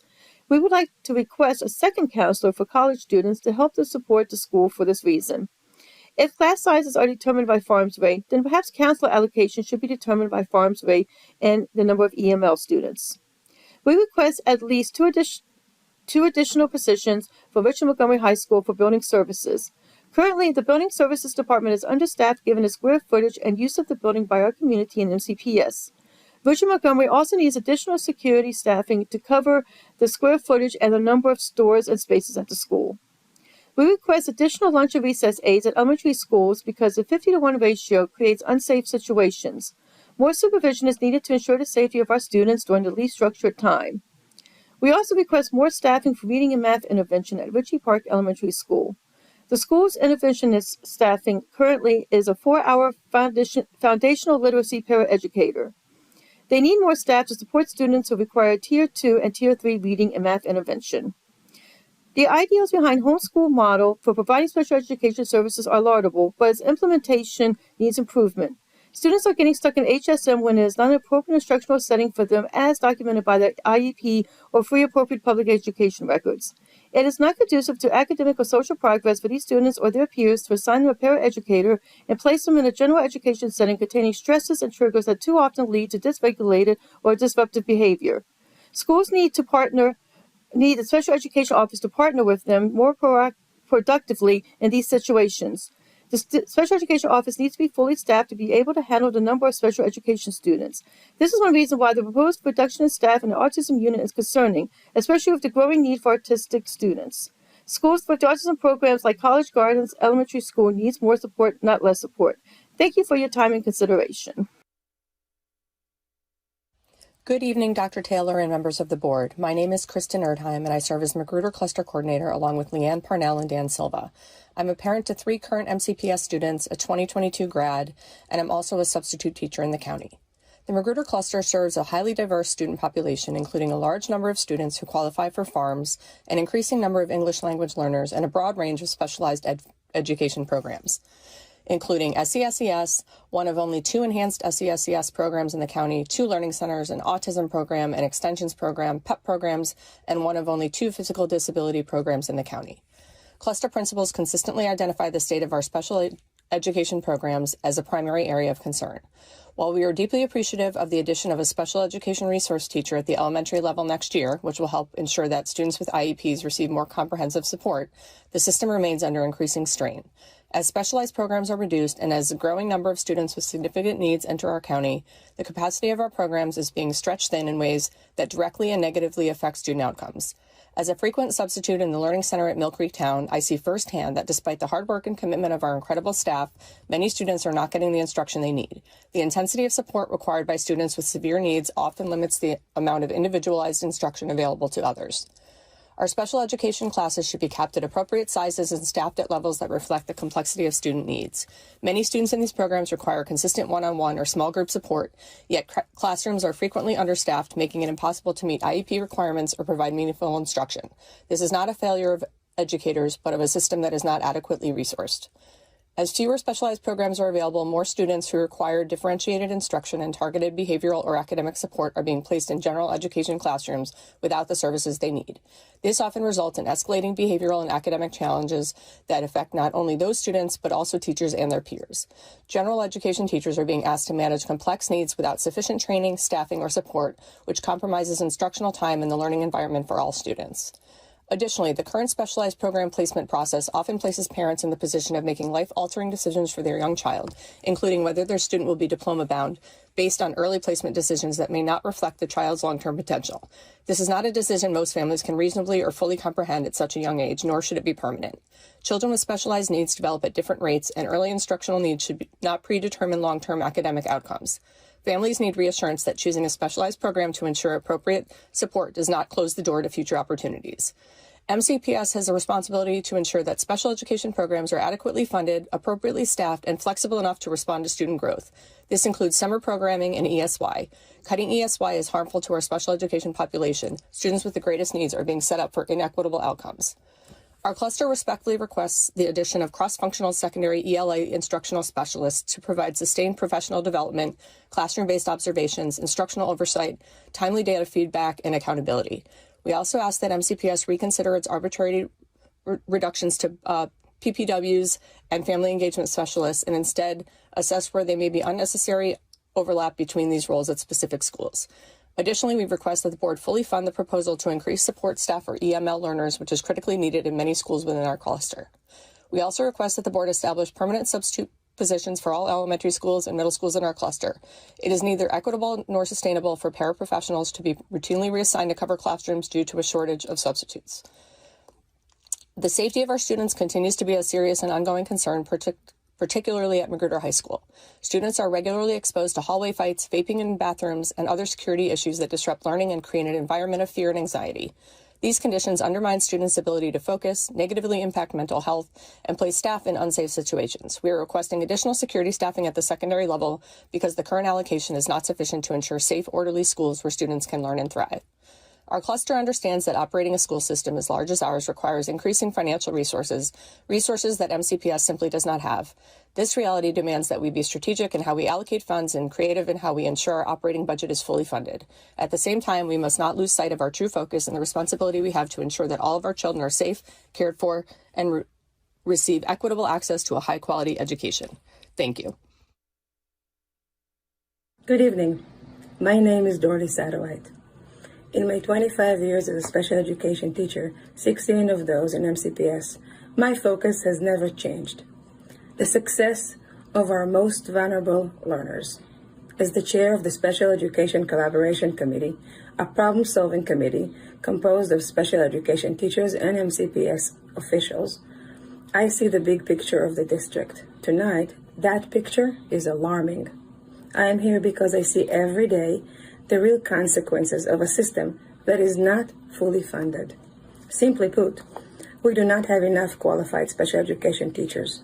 When positions are filled, they're often held by long-term substitute or brand new teachers who, while deeply committed, require intensive support from veteran educators just to stay afloat.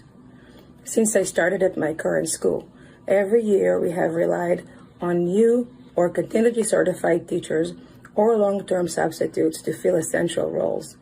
They are learning new system, completing certification coursework, and planning instruction for students with complex needs all at once.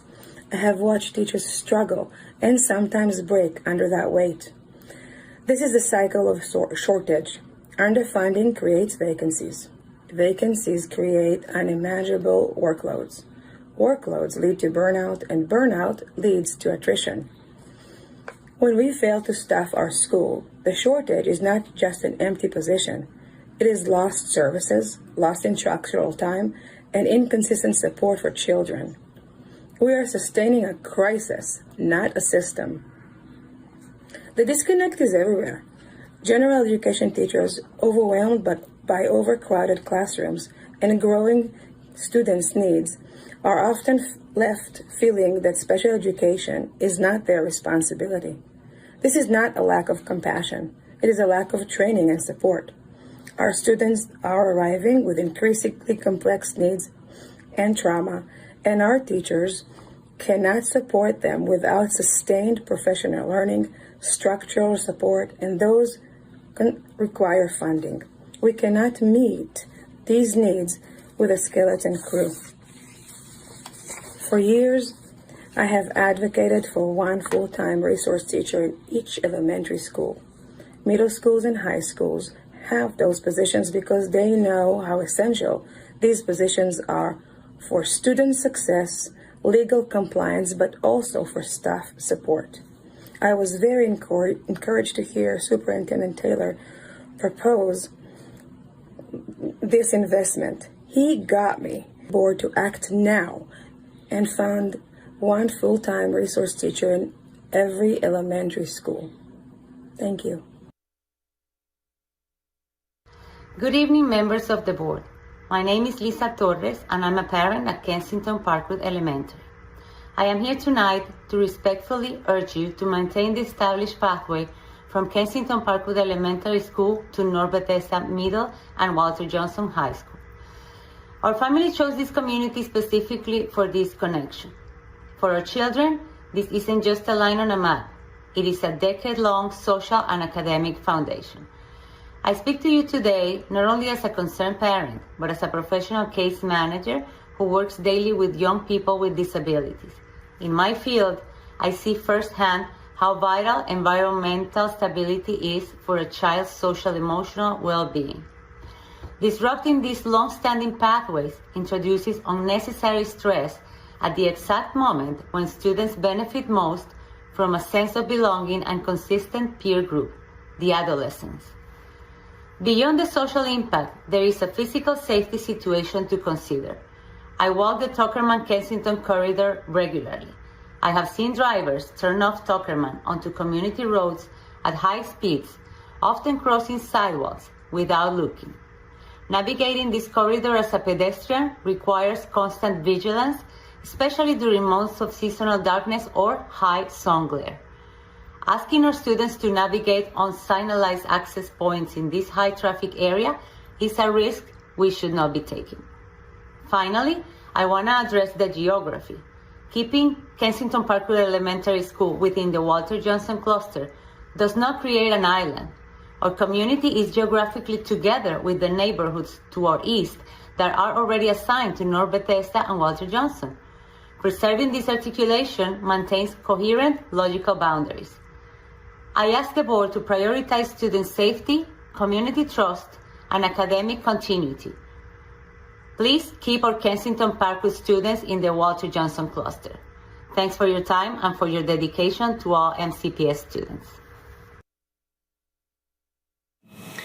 My child has benefited greatly from the Connections program, from elementary school all the way up to now high school. He's grown in independence and confidence, largely due to the expertise of the leadership of the program. Proposed 2027 budget cuts would drastically reduce autism expertise and support across MCPS. By cutting leadership and specialized psychologists and shrinking staffing from about 19 to about 10.4 FTE, even as the autistic student population and the number of classic autism programs are projected to grow, with an estimated 10 to 13 additional elementary classes. I have often felt as a parent of a Connection student that the regional leadership of the program is our saving grace. These professionals have had answers to questions no one else had. The leadership of the Gen Ed programs in the schools that house Connections often don't have the inside knowledge to answer my important questions. This crucial resource for autistic students is threatened, as MCPS has not provided a clear plan for what will replace the autism unit's structure, oversight, and accountable leadership. MCPS hasn't communicated who will oversee autism services, who will ensure that interventions are implemented equitably district-wide, interventions that are idea-required and evidence-based, who will stay current on best practices, provide expertise at IEP meetings, provide staff training and coordinated hands-on support. Who will do these things in the absence of the autism unit? I am asking for transparency. The community wasn't informed for weeks about major eliminations that impact autism services and other key positions affecting special education broadly. Parents don't know what services and programs will continue and what staffing changes will occur, or who to contact for support that has historically come through the autism unit. While MCPS has rolled out cross-functional teams in the past year, they are not functioning at a uniform, cohesive, and consistent level across the school system. Families have reported uneven results and inconsistent guidance, particularly when team members have varying experience levels in special ed and may not have developed specific expertise to deliver consistent support. My child has thrived in a program that was staffed with caring and knowledgeable psychologists who knew him, who knew his teachers and the program's ins and outs. Please understand that in the education of a student with autism, this insider know-how is indispensable. Please protect its place in MCPS's budget. Good evening to the board, superintendent, also known as Super Snowy, Chief Icy, Dr. T, and yes, we still have snow on the streets, and fellow concerned and invested community members. I had initially planned to be there in person last week, however, I'm now traveling for work, so I'm joining you all via video. My name is Matt Michelson, and this is my first time addressing this forum to advocate on behalf of our community and my children aged 6, 4, and 2. Our kids do and will attend Fields Road Elementary, and we ask for Crown High School to be opened as a permanent high school, as it was intended.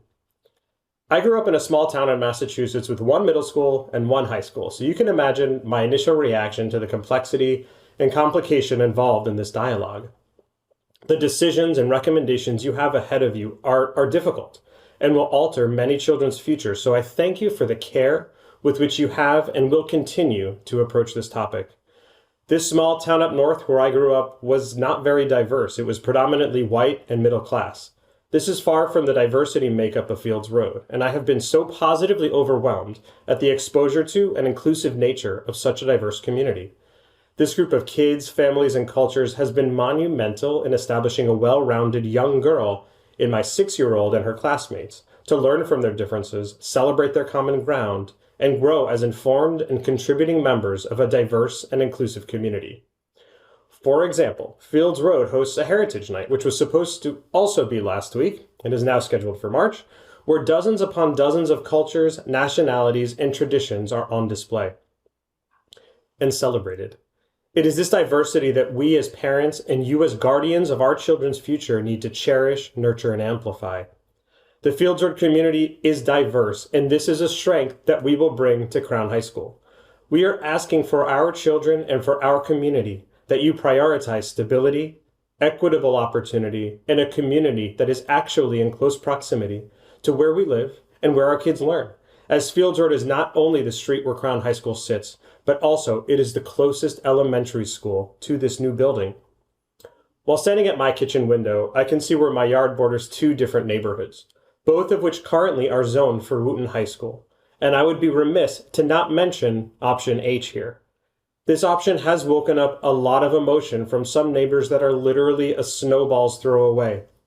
If the board does decide to move forward with an option that looks like option H, as this has been viewed as a strong financial option, particularly taking into consideration recently approved CIP budgets, I would implore you to include Fields Road Elementary into Crown as we bring diversity, growth, and inclusivity to the table. Thank you for your time and your continued balance of emotions, history, fiscal responsibility, and most importantly, your commitment to our kids. Good evening, President and members of the board and MCPS leadership. My name is Rebecca Snyder, and I'm a 15-year resident of the Tuckerman Lane portion of the Kensington Parkwood Elementary community. I'm here to request 2 specific actions. First, that the Tuckerman Lane community remain articulated with our longstanding schools, KP, NB, and WJ. And second, that MCPS complete a clearly documented, student-focused pedestrian safety review of Tuckerman Lane before walkability is relied upon in final boundary decisions. Tuckerman Lane is a wide multi-lane road with heavy traffic, multiple unsignalized access points, a documented history of severe pedestrian incidents, and known visibility challenges, including sun glare and seasonal morning darkness. Given these conditions, it is not clear how assumptions of student walkability, particularly for adolescents, have been independently evaluated. If bus transportation is required regardless of assignment, then distance does not clearly distinguish the options. When distance no longer clearly distinguishes the options, MCPS policy places greater emphasis on safety, stability, and diversity. The Tuckerman Lane community has followed the KP North Bethesda WJ feeder pattern for nearly 40 years. Our cohort is small enough to require only 1 to 2 buses per school level, creating no material operational impact. Every other elementary community in the original Walter Johnson cluster has at least one option to articulate together. The Tuckerman Lane portion of Kensington Parkwood does not. There is also a significant diversity consideration. The Tuckerman Lane community represents roughly 1/5 of the Kensington Parkwood elementary population and includes families representing more than 25 countries. Because our community is relatively small but highly diverse, removing it would disproportionately reduce diversity and fracture an established inclusive cohort. In addition, there is an important equity consideration. Within the Kensington Parkwood boundaries, the Tuckerman Lane portion represents the largest concentration of more modestly priced homes. Removing this community would concentrate the instability of boundary change on families who have fewer options to absorb changes in school assignments, including limited ability to relocate in order to remain with their cohort. This is not a request to avoid change broadly. It is a request to apply MCPS policy consistently, to validate safety assumptions before relying on them, and to preserve stability where distance does not meaningfully differ. I respectfully ask the board and MCPS to maintain the existing articulation for the Tuckerman Lane community and to ensure that any decision relying on walkability is supported by an independent student-focused pedestrian safety review. Thank you for receiving this in partnership. Mi nombre es Marisela Velázquez y estoy aquí hoy con mucha angustia y profunda preocupación por la situación que estoy viviendo con mi hija, quien está en el 9º grado en Classburg High School. Mi hija está repitiendo el 9º grado porque le ha ido muy mal en las clases de inglés y matemáticas. He pedido apoyo, he pedido evaluaciones, pero lo más alarmante para mí ocurrió cuando en la escuela me dijeron que mi hija lee como una niña de 3er grado. Imagínense lo que sentí cuando escuché eso.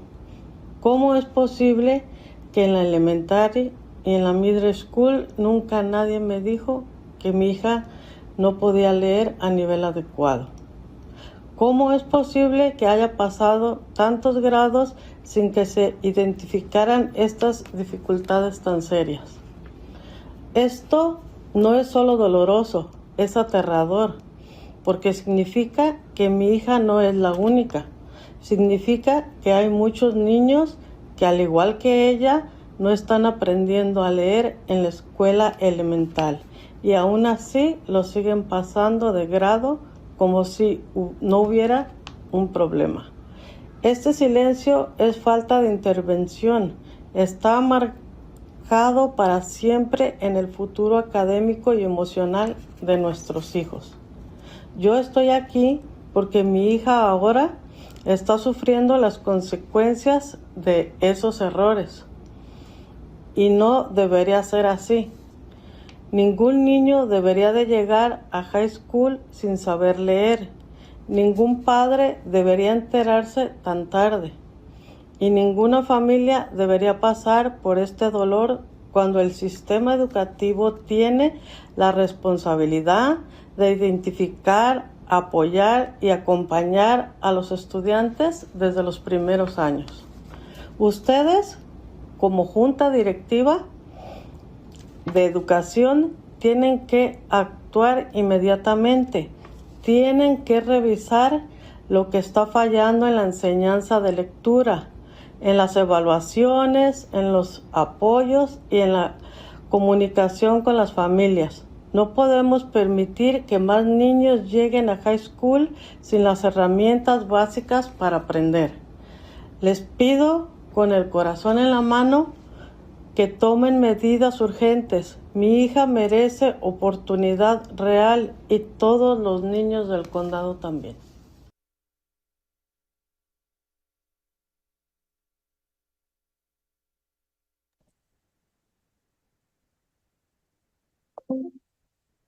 Okay, board members, if you have any questions, please raise your virtual hand.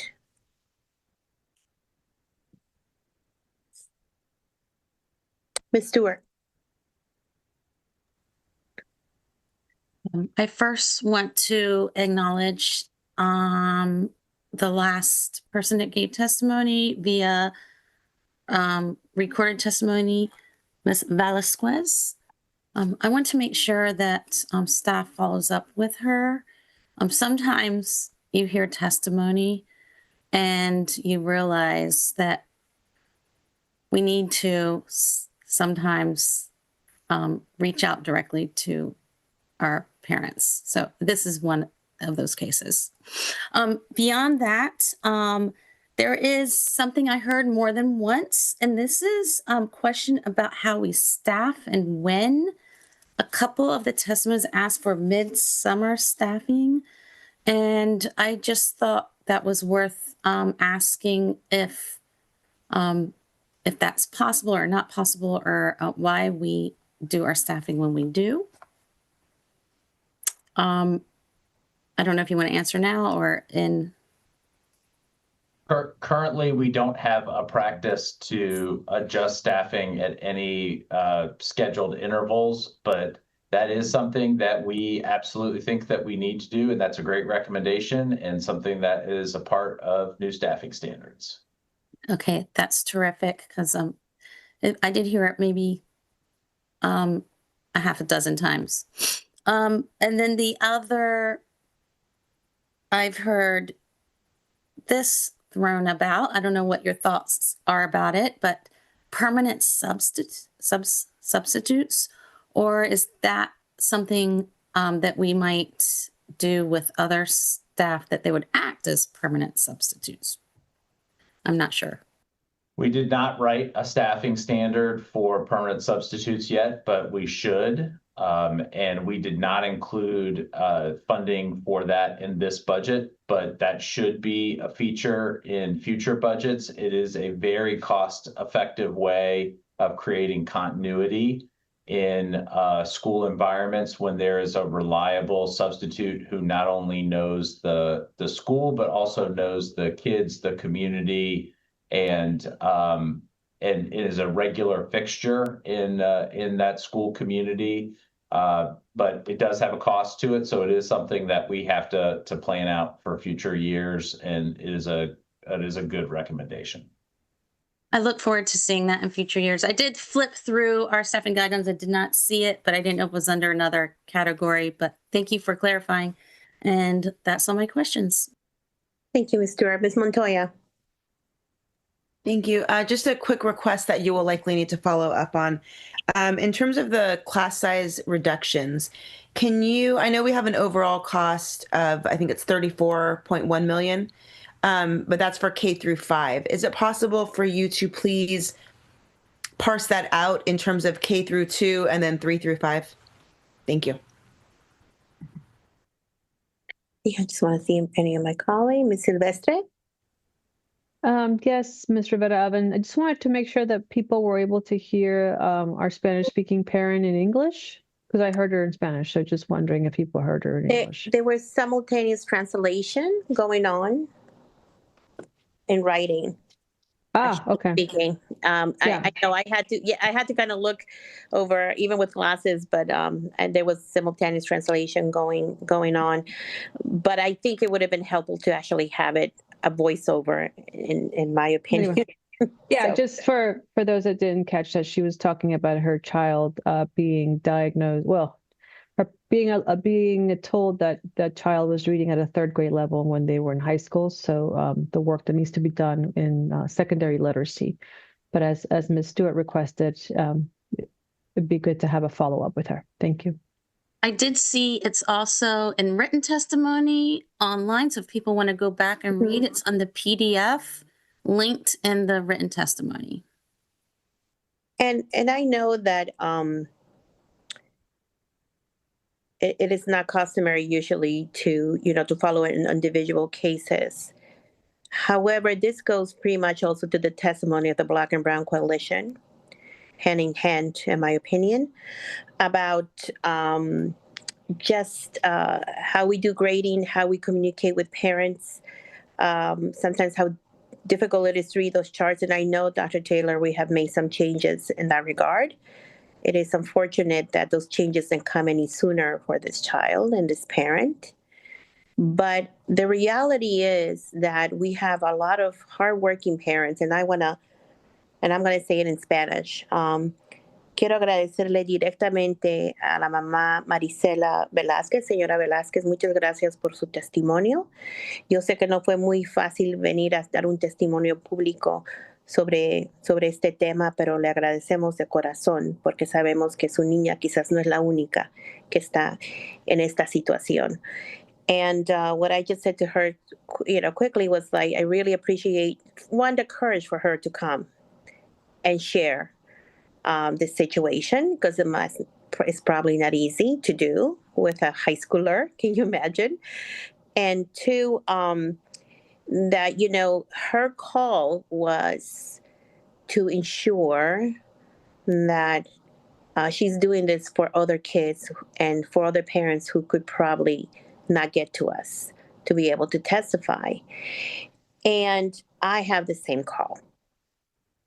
It really moved me to the core to know that we have a parent who has advocated and done what she could, and yet, here she is in high school reading, and she was just told that she's reading at a 3rd grade level.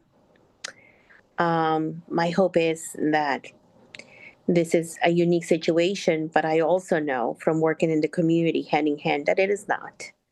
And that's why, those changes that you want to do with staffing and so on cannot come fast enough, in my opinion, because we are losing a lot of young people. We are truly losing a lot of young people who are not ready to graduate with the reading and math skills. And we know that. And so I appreciate all the work from the staff and so on, but know that there are a lot of, Mrs. Velasquez out there who unfortunately our changes are not going to be able to come soon enough. So I do hope somebody does follow up with her. It sounds like she's truly advocating for her child and for other children as well. Let me just check to see if we have anybody else. Well, let me just say thank you so much to our community for turning in today, for coming, through virtual testimony. We really, we considered the safety of all, especially with this weather that Mother Nature gave us. I just want to say thank you very much. And Dr. Taylor, to you and your team, and to our wonderful team, to our TB crew, and everybody, who made this possible, to my colleagues and everybody else who testified.